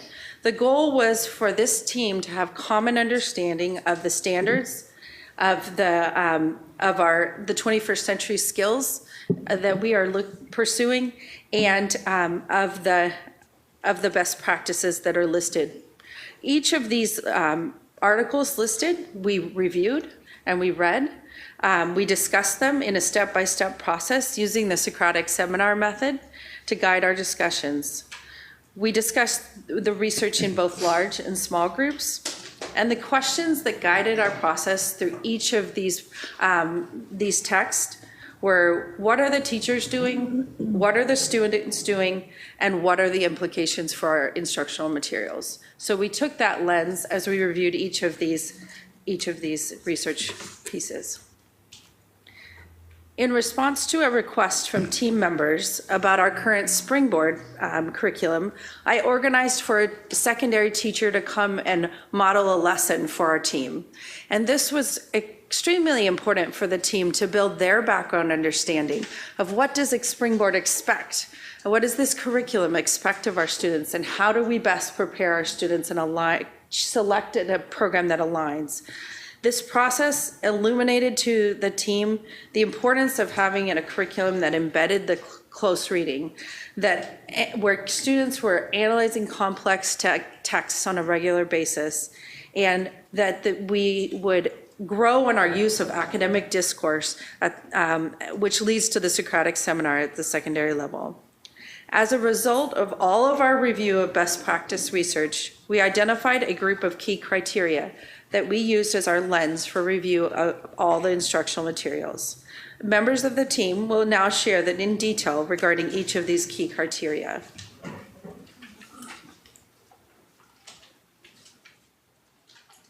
The first priority we set into place for the instructional materials was to ensure their alignment with the Common Core state standards in the targeted areas of reading, writing, language, listening, and speaking.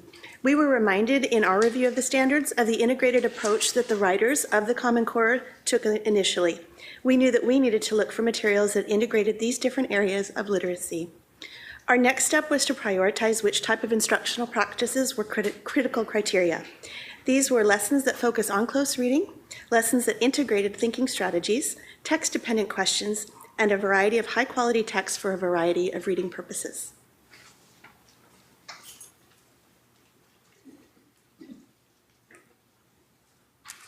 In addition, we called out through the key criteria the importance of support for whole group, small group, and independent instruction in the instructional materials. We also added the importance of rich academic discourse built into the lessons of the program. And finally, our study of best practice research, we identified that students progress most with comprehension when we allow students to apply multiple strategies in order to become a strategic reader. Then in the area of writing, we identified the importance of the program providing explicit instruction in the writing process and in the 3 forms of writing.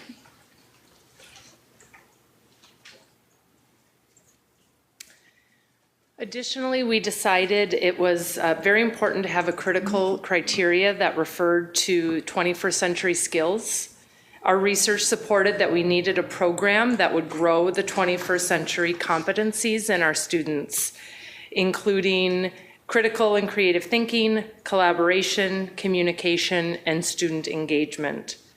Secondly, and of equal importance, was for the program to provide opportunities for students to own the learning process and for teachers to teach what's described in the distinguished column of the Danielson framework through choice, collaboration, and authentic tasks. Next, the best practice research indicated that assessments that make the greatest difference for kids are assessments that inform the teaching and learning process.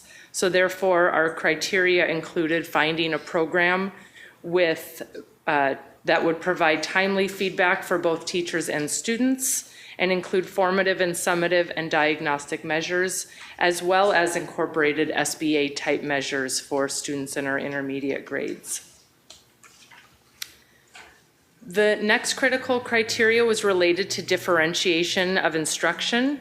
It was important for the instructional materials to provide support for remediation, enrichment, and support for our special populations, including EL learners and students with disabilities. And finally, the last criteria related to having a robust digital platform that supports planning, instruction, and professional development that supports both students, parents, and teachers.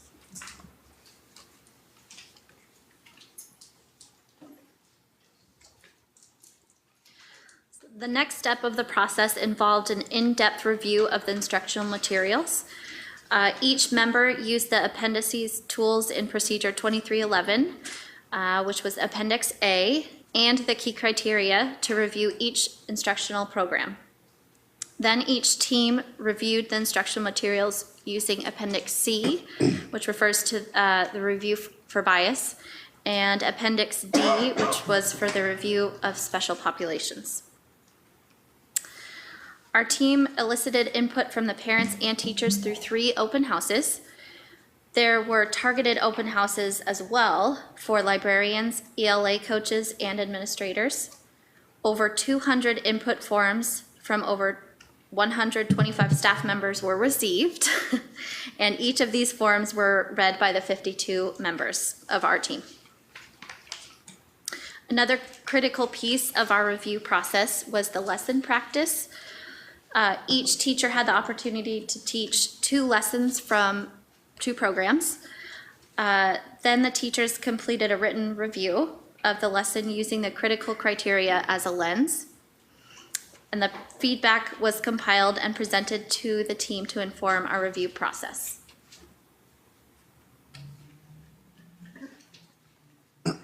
During the last phase of the adoption process, we processed and synthesized the data from all of these sources. We used Appendix B. We reviewed the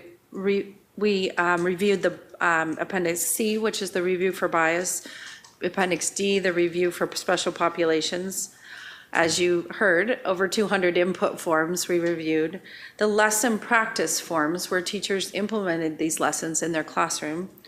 And then the publisher evaluation forms. As you can imagine, it was a lot of data. Out of this process, we identified the following referral that we bring to you today. After this referral was identified, the team presented to the Instructional Materials Committee on March 1st. This committee unanimously found that the process outlined in District Procedures 2311 was adhered to with fidelity. Dr. Cynthia Jones, the facilitator of the Instructional Materials Committee, brought our referral to Dr. Cohn. As a result of this comprehensive process, the data from all sources supported the referral of Reach for Reading from National Geographic and Cengage. We are pleased to share with you the reasons why the multiple data sources supports this referral. We confidently support this referral for many reasons. Reach for Reading as the comprehensive reading program for our elementary schools. The first and foremost, because of the tight alignment with the 21st century standards in reading, writing, speaking, and listening. Secondly, this program integrates with 21st century learning skills into the daily routines in the classroom. A month-long inquiry question focused on science and social studies content happens in every grade level in each unit. Students are challenged to respond to this inquiry question using evidence from multiple, diverse, complex texts. They return to these questions throughout the unit in their shared and guided reading. Secondly, a strong thread through these instructional materials is an emphasis on academic vocabulary. And this program integrates rich academic discourse into the discussions with concrete instructional routines that guide the intentional teaching of vocabulary, which is a complex topic to teach and an area of struggle in our district. The structure of the instructional materials provides aligned support for both our English learners and our students with IEPs. So for the first time, they'll be in their classroom focused on content for a whole month. In their shared reading, a guided reading group, they'll focus on the same content. And then when they go to their EL support, which we've had aligned support because of a lot of work on behalf of our EL coaches, but these materials provide that aligned support. And then in addition, the special ed programs will have the same support and be able to align with the content. In addition, students participate each week in close reading lessons. They deeply analyze texts while responding to text-dependent questions, using a variety of authentic and engaging texts, including narrative stories, social studies articles, poems, nonfiction books, and online texts. In addition, this publisher provides a robust digital platform, which we shared for you. At this time, there is not a core literacy program that I'm aware of that's completely 100% digital at the elementary level. There's a need for students to have texts in their hands while being able to use digital content. And so this program provides that. Digital resources plus print resources, and really affords the consumption of texts in multiple formats. It also provides a platform for extension of learning. So finally, this program provides a need that I'm sure you've heard at our saucers. I heard at the saucers I attended is a need for summative and diagnostic assessments in elementary literacy. And this program has those tools to guide the teaching and learning process. So I'm going to share with you the slide from our parents' perspective. Emily brought a perspective of a parent and then also a public librarian in charge of the youth services. So she supervises the books that are being checked out by our youngest learners, and she purchases those books. And so she said she was wearing these two hats, her public librarian hat and her parent hat. She said the first thing she looked at when evaluating a curriculum was, are the books in print? Are these books that we can actually purchase in the library? And many of the curriculum, that was not true. Many of the curriculum, they're books written by the publisher, and so you can't purchase them except for going through the publisher. Next, she looked at them to see, are they publishers that are favorites in her library? And she said, our nonfiction books from National Geographic are some of the most popular. We currently own about 1,200 children's books from this publisher. They include board books for babies, beginning readers with controlled vocabulary, easy nonfiction books, chapter books, all the way up to big, thick reference books. And she brought these books the last time we presented, and she just showed us. They're worn out because the kids are checking them out. These are texts that they're excited about. She said these books children are reading because they want to. They're curious about something. They want to find out about sharks or volcanoes or dinosaurs, then they find it out in the public library through checking out these books. Then she said, as a parent, I think that this curriculum will be engaging and relevant. It'll stretch my child's critical thinking skills. She said, I like the way Reach for Reading incorporates social studies and science content. Our students are growing up in a global society, and she said, I want my child to be knowledgeable about the modern world, to be caring and considerate of other people and cultures, respect the environment, and ultimately, as an adult, to be successful in this competitive job market.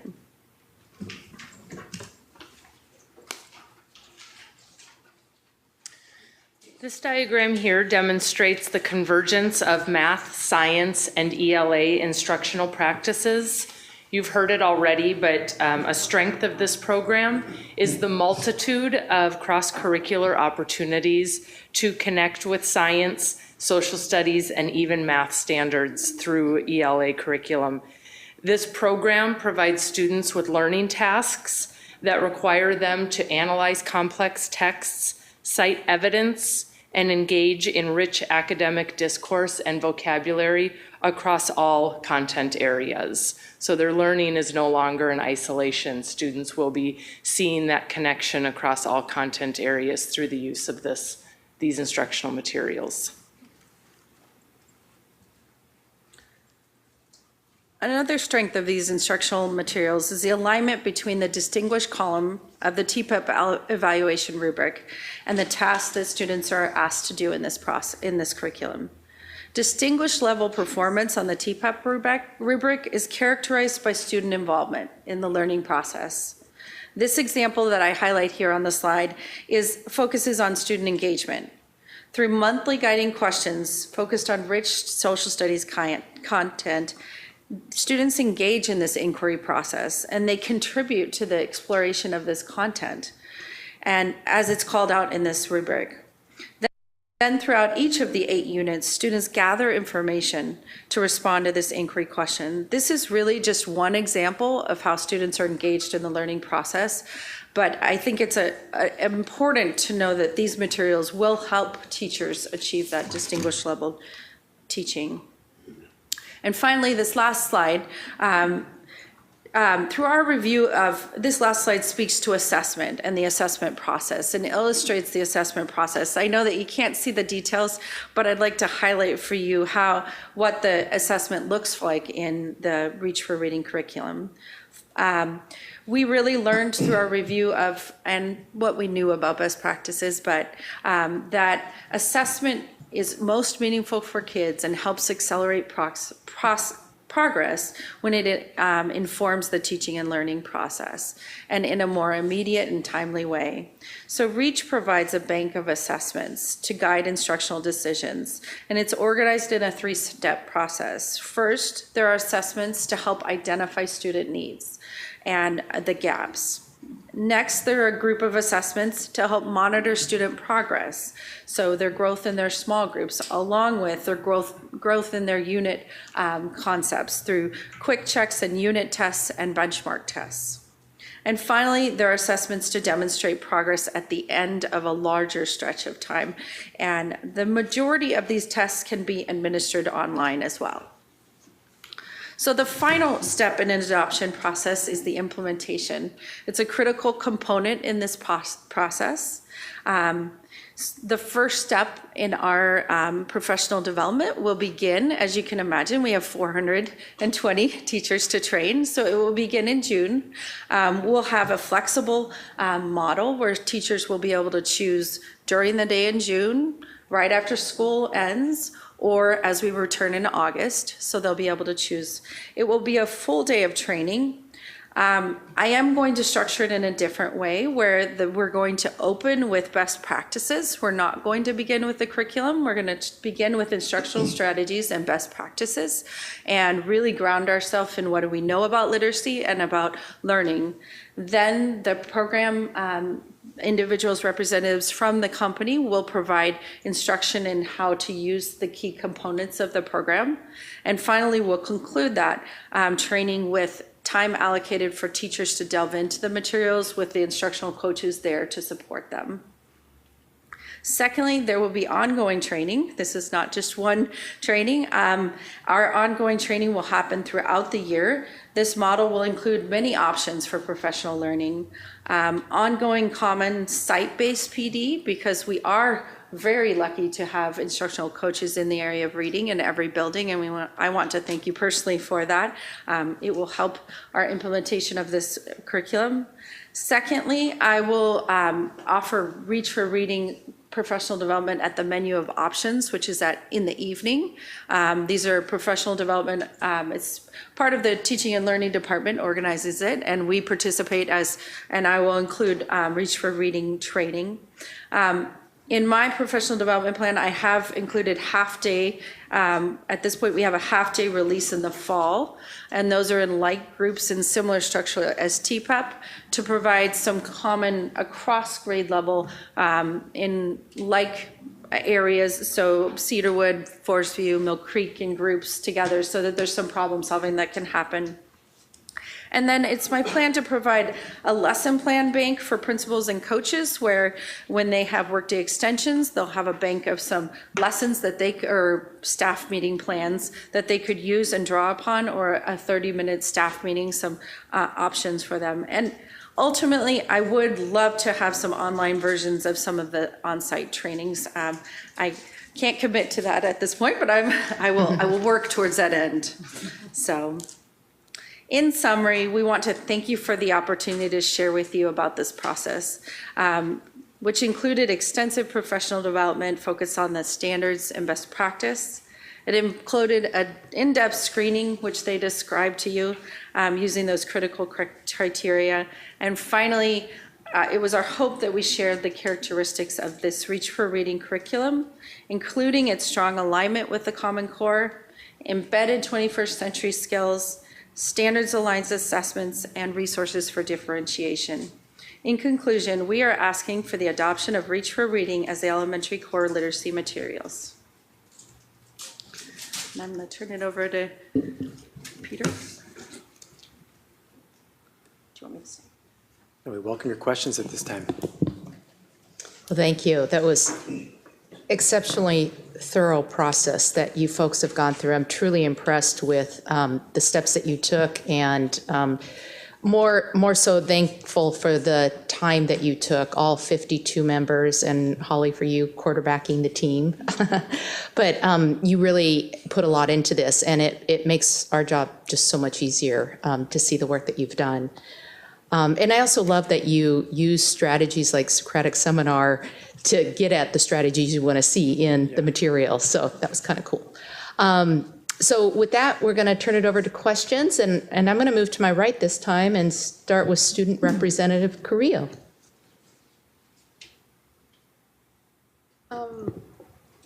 Actually, can you come back to me? Yes, we can. Go ahead, Director Mitchell. I want to thank you for my packet that I did read over a morning cup of tea, and very much I was just looking for my own sort of things, and one of the things I noticed right off the bat is that the pictures of children look like the children in our classrooms. These are not white, black children in books anymore. These are all colors and styles of children, and I most appreciated that. And the fact that my daughter did have the National Geographic Kid subscription, so I do know that this is, to Holly, your point about the librarian, this is popular, especially with that focus in the primary grades of nonfiction. And so I think that was really, I think it's great. So I don't really have any questions. It's just really a thank you. I don't think we've ever been given the things to touch and read ourselves. And I pretended like I was trying to learn and fill in the blanks. And it was thank you. Director Lassane? I also want to thank you very much. It's very detailed, very in-depth, and it's very deep, I must say. So I do want to say thank you on that. I am very grateful that you've infused the 21st century skills that we've taken on, and in developing a pathway to what you're looking for. Also Common Core, definitely. But what I'm really excited about is the fact that you looked at Springboard and you said to yourselves, what do our kids need to do to be prepared when they take that next step? And that's perfect. That's really great. I really appreciate that work that you did. The other thing that I wanted to also be very grateful for is that you looked to the community and had a parent involved who was also a librarian, because that partnership with asking our kids to go in the summertime to the library and check out books, and especially our reading challenges that we have, you're going to be focused in on, well, what's out there? If the kids are reading the materials here in school and then go out to the library and they can't find a book that they really like and are engaged with, what good is it, you know? And so, because we want them to continue to go to the library and continue those explorations there and other avenues. So that's really what I was very taken back by, and I really was very grateful for that. Thank you so much, and good work that you did. Very much. And I did go through my packet, but with a cup of coffee instead.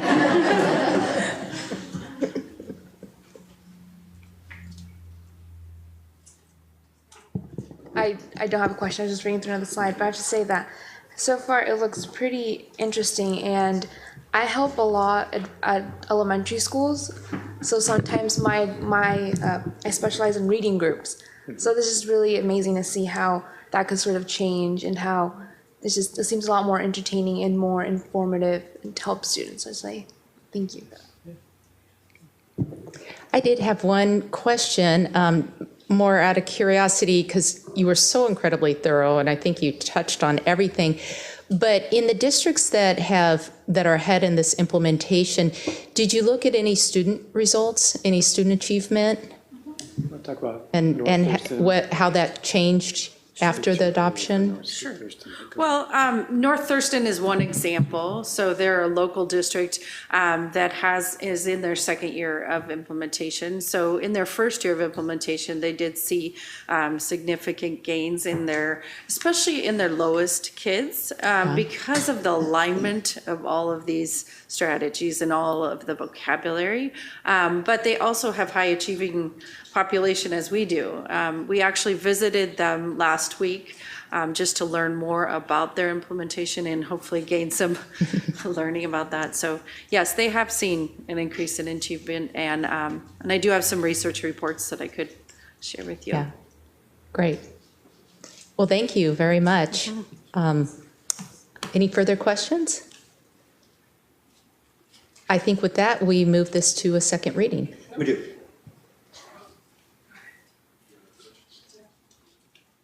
So,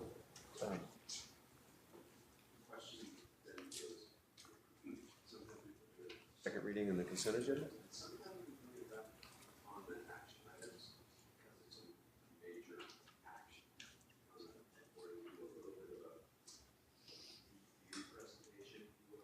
About the cast of thousands? Sometimes. So what would be your preference on this item? When is the date of the 11th. second? April? April 11th. I would say consent. I would say This is consent thorough. agenda. This was so thorough. I do have one question that I wanted to find out. Is there any way that we can find out the cost and how it also relates to all of the other adoptions we have? Added that link. Did we have a link in where we presented it all? Long-range plan for construction materials acquisitions? Yes. We have that It was a budgeted amount. earlier meeting? We did, So and can I it's go back not and in find your, that? it's not in, yeah, you could.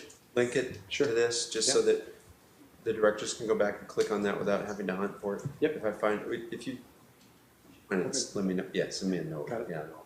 We'll build the link into That's this good. item. That's So good. we'll Yeah, adjust this I appreciate item and we'll include a reference at the bottom with a little link so that you can go back and pull up that big spreadsheet that we did. And Peter's just telling me that he's in the process of negotiating and He's wishing to save as much money on his part as he's saving right now. buying these materials. Sounds like a Geico commercial. Let's seal the deal, though. Let's seal the deal. Yeah, I think he's getting Gecko help here. But to confirm though, that this was budgeted for this school year That's to right. purchase them all this fiscal spring year. for studying. So there's no, it was already a budget approved last year. Perfect. Yep. It's all built into this year. including the PD that occurs this summer. Okay, thank you for We that wanted to get it clarifying. all done this year and get it, that's kind of unusual for us because typically your decisions that satisfy the auditor's requirement for having it be a. Okay, and also the PD being in July versus June versus August. No, all the way through August. All the way through August. Oh, both. Same August fiscal is year. the fiscal year. Thank you. You're welcome. August is still this year. Yeah. And Carol's not even here. Thank you very much. Thank you. Thank you. Consent agenda it is. Okay. That moves us to section 14.0, upcoming agenda items. Thank you very much. 14.1 is your special meeting for March 24, and it is, actually it's March 24th through the 25th, 26th, multiple days. It's your National School Board Association conference trip, and we publish that as a special meeting and track the adjournment recess activities so that you don't have to worry about what you talk about. There is never any action at one of these items. So then the next item, 14.2, is your special meeting, March 30. That is an evening meeting. It's the enrollment outlook and high school capacity analysis work session, and it is at Jackson High School, and you should expect a crowd because we are recruiting lots of people to come from across the community. We've sent an invitation to the Mill Creek City Council as well, and probably should send one to the County Council and the Everett City Council. We just sent one to Mill Creek because we're right there in their backyard. So, but we'll do that, and we'll invite some more people. Item 14.3 is your regular meeting, April 11. You have 2 strategic progress monitoring items. The strategic plan update, which is actually going to be fairly brief since we're really recommending very little in the way of update. Then you've got college readiness indicators, which is not the same thing as high school readiness indicators. It's a different presentation. And it was going to be a work session or study session, and we've compressed it to be a strategic progress monitoring item and dropped the update that we had planned to do on college and career readiness.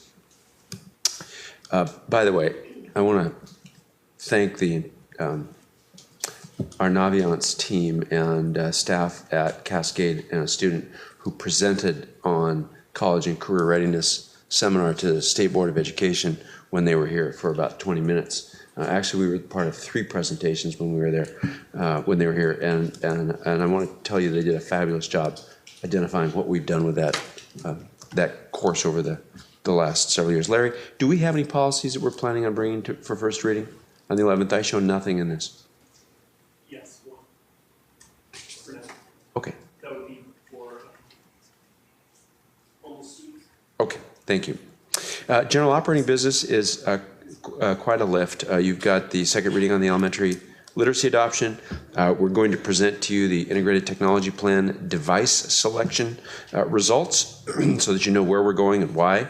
And we went through that, by the way, in cabinet this week. And we can certainly bring you, let you get your hands on the devices that we're moving forward with. I want you to know that they can be dropped from a 30-inch height without breaking. So arm's length down. Yeah, exactly. Northwest Regional Learning Center agreement, Snohomish Discovery Agreement, those will be on your consent agenda. Consent agenda will also have Gateway Middle School roof bid award. I'll have the Longfellow demolition call for bids, a synthetic turf call for bids. It's not the approval of the bids, just the authorization to move forward with the process. Safety security bid one, it'll be an award in that case. We think you're going to have SES sole source resolution, which went along with Title I, but I'm not entirely sure that we're still going to need to do that at all. North Middle School's education specifications are going to be presented to you. It is a substantive presentation. Second quarter financials, February financial report's going to be in your consent agenda. You're going to have let's see. No, we took the safety and security update off, so I'm going to delete that from this list. And your recognition starts out with, your board meeting starts out with about a 15-minute recognition, I think. It is going to be your first performance in the boardroom of a high school orchestra. So that should be all kinds of fun. That's it for your upcoming meetings. Great. Thank you. That brings us to section 15.0, Board Superintendent Comments. This is our opportunity to share events and thoughts and reflect on the meeting and our performance. Who would like to start?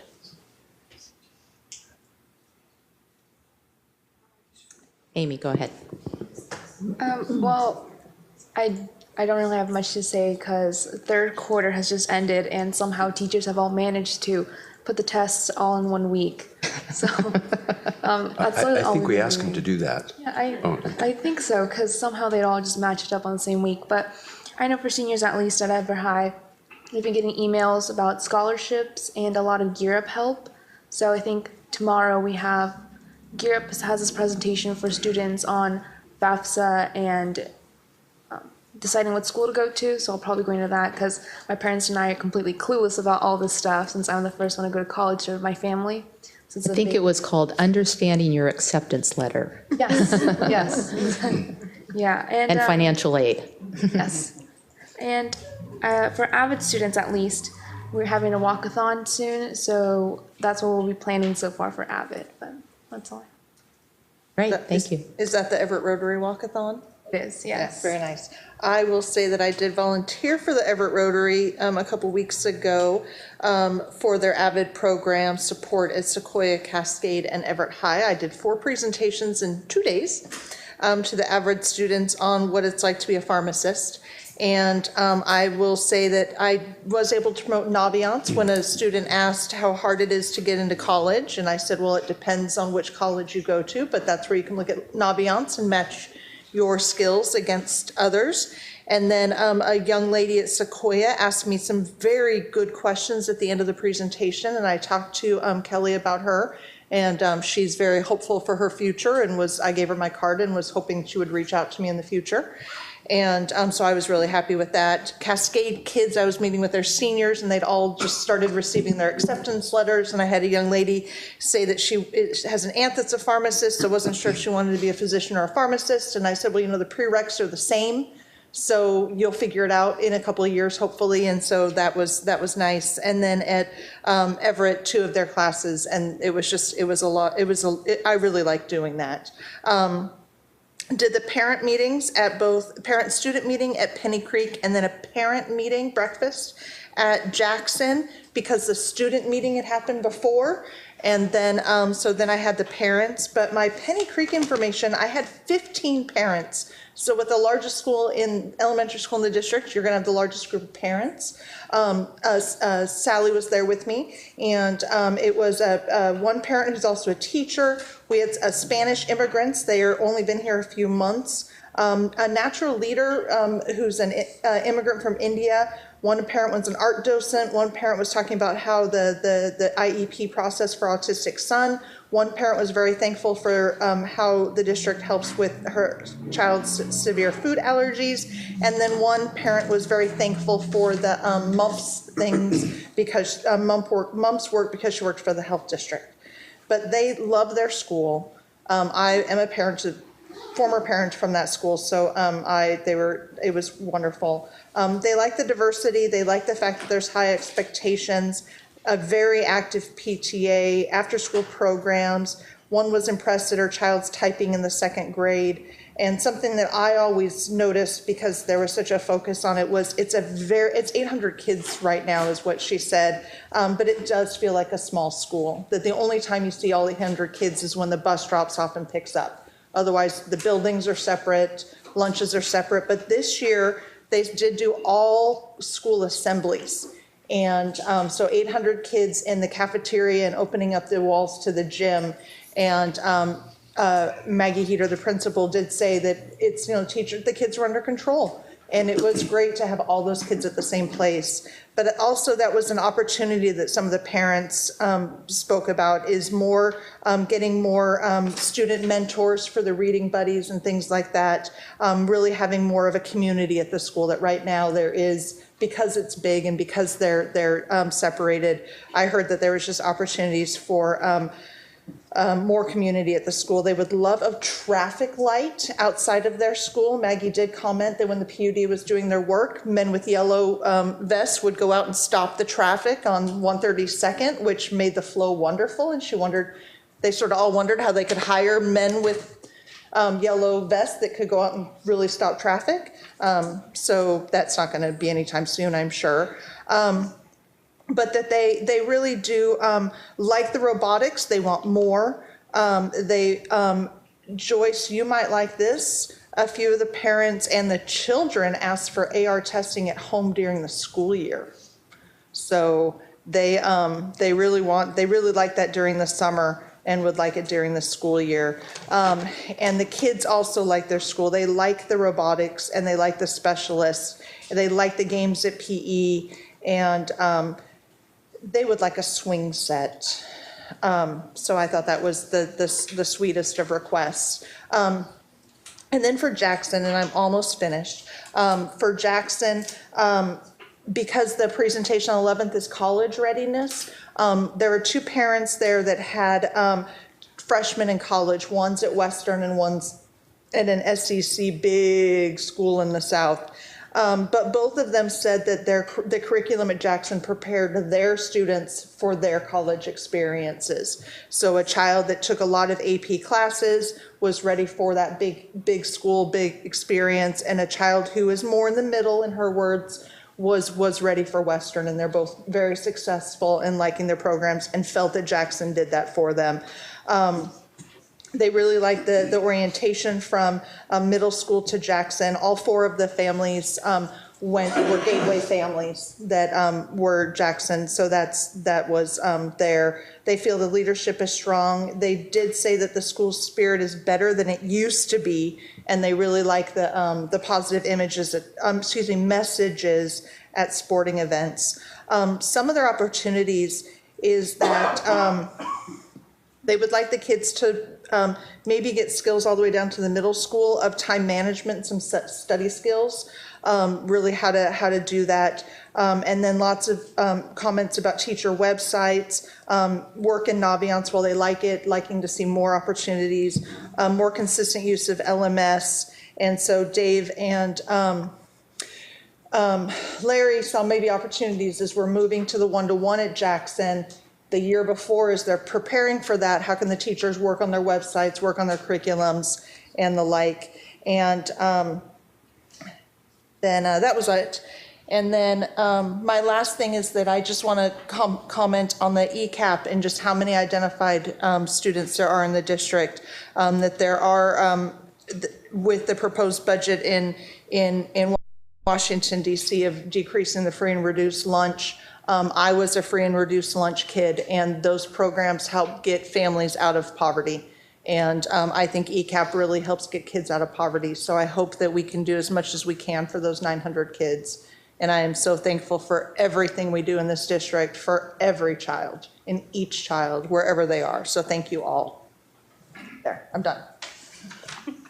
Okay, we have 2 minutes. Go, Pam. I'll make a rush on this one. I had the great opportunity of attending four saucers this past, and I must say that they were all outstanding, very informative in what their school building has been doing for our kids, from Jackson Saucer, Silver Lake Saucer, View Ridge, and Monroe Saucers. I can truly say that each one of them, I guess, have been the best they've ever done, in my opinion, as they have progressed on and on. And so I do want to say great job and bravo Zulu for those teams that put those together. I also had an opportunity to attend Lowell's Astronaut Academy today. And this is when they celebrate kids that have, in the second grade, gone on and they know their math facts, addition and subtraction. And the principal, Foster, there was just as an astronaut, and she awarded each child on their accomplishments. And I think that's fantastic. And I can tell the kids truly like their assembly. and their recognition for what they have done in attaining their math proficiencies. And so things like that go a long way for both students and families, and I'm very grateful that we do that. And we put a lot of emphasis on recognition of their accomplishments. And so that's all I would like to say. And great 2 weeks here in the district. Thank you. Busy few weeks. Yeah. I said busy few weeks. Busy. Yeah. Director Andrews, welcome. Thank you. I'll just leave my coat on.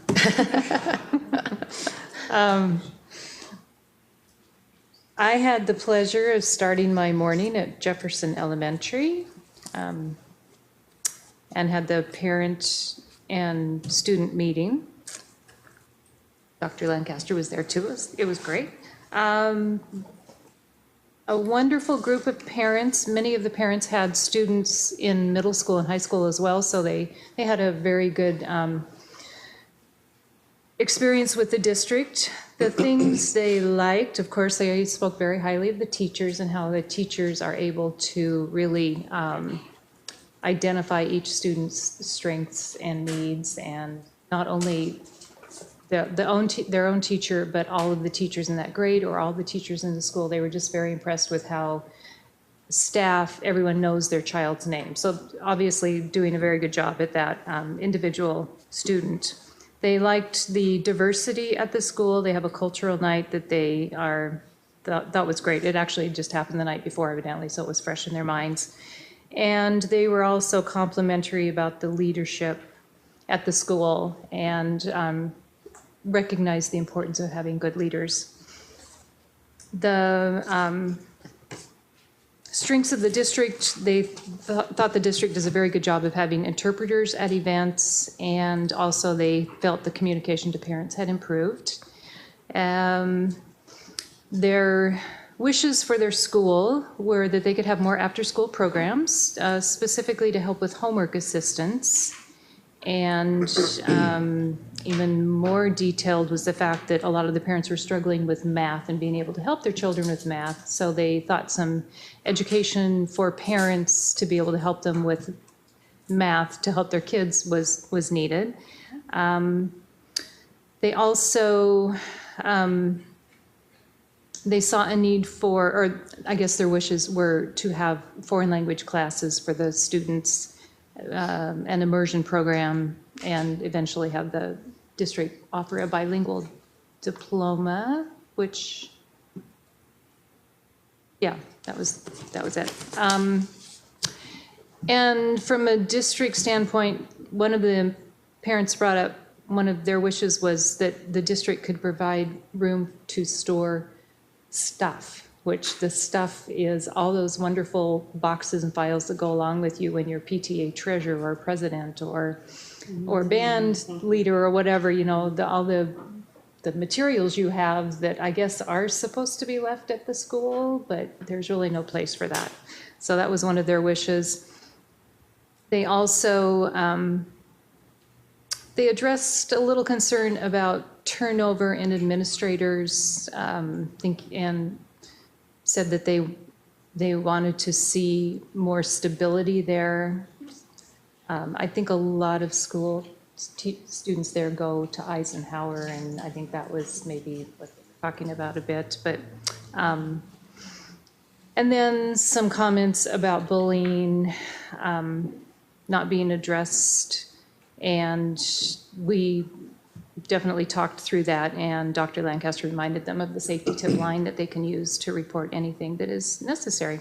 But overall, extremely complimentary. And then met with the students who were amazingly articulate, and they want all sorts of things like a microwave in the lunchroom to heat up their food, to being able to get 2 treats instead of just 1. So anyway, their wishes were all over the place and quite interesting. So one thing they do need is new tables in our library because they're holding them together with masking tape. So it's just the laminate coming off. But anyway, all the little needs come out when you're at those meetings. Which school are the tables coming apart? Jefferson. Jefferson Elementary? Jefferson. In the library. Okay. Yeah. The school that the PTA just purchased library? No. No, it was Mill Creek. Yeah, Oh, sorry. That's it. Okay. Thank you. Ruvik, anything? Oh, Like- wait, one huge thing I forgot. They need extra parking. And that came through loud and clear. It's on the list. Oh, okay, yeah. Why would you want extra parking? Never mind. They want more parking. Penny Creek asked for more parking too. Yeah. They obviously need more parking. Yeah. Well, and some of that will be relieved when we build. Not at Jefferson. I don't know, Jefferson, their lot is very, very small for sure, yeah. It might not affect them there. And there's a lot of traffic there with the Yes. program. I'm drawing a blank on it right now. Lighthouse? Lighthouse, yeah, Lighthouse program. So, great way to start the morning. Okay, so this last weekend was the Washington Technology Student Association, or TSA, state conference. And so we had over 50 students from across all 3 high schools competing, and over 25 of them qualified for nationals, which is actually really good considering how difficult it has become nowadays with the organization being so big. And it was even more fun for me as a kind of a veteran member of the club to see how well the freshmen and sophomore students or any new members in general were doing and how much they really enjoyed the experience. And so it was a great experience for me too. Right? Excellent. Excellent numbers. Colin? Nothing more from me. Okay. Just a couple quick things. Had a couple breakfast meetings, Madison Elementary and View Ridge Elementary, and I'll just kind of stick to the big themes. At Madison, definitely appreciate and embrace the diversity of the school. Listening to parents say they moved into that neighborhood so they could go to a school of that kind of diversity is just really cool. And they talked also about, both schools actually mentioned language, similar to Jefferson, both for parents and for students. So on the parent side, they want ways where they can communicate with other parents. So something as simple as some kind of school-wide event where, or whoever wants to participate, learning basic Spanish, just a few sentences so that they can actually interact, because otherwise it's just up to the waving, and they want to be able to share more. And then from the student perspective, immersion classrooms or starting programs in the elementary school, anywhere from 40 minutes a day or adding it into the daily curriculum. And then both schools definitely welcoming and friendly staff. Heard that loud and clear at both of those schools, that when they walk through that door, and especially at Madison, having a Spanish-speaking staff person at the front of the school makes an enormous difference for those parents to be able to walk through and feel very comfortable. And then went to a couple saucers. There was the View Ridge saucer, my home school, and an outstanding saucer, my first at James Monroe Elementary. I was very impressed with the work they do there as well. So I think that is it on the comments, which takes us now to executive session. Dr. Cohn, can you Yes. help us out here? So you're going to recess and reconvene in executive session for the purpose of considering the private real estate will be offered for sale and to evaluate the performance of a public employee. And there will be no action after the executive session. Did I say 30 minutes? Yes. Good, all right. And with that, we are recessed. Thank you, everyone.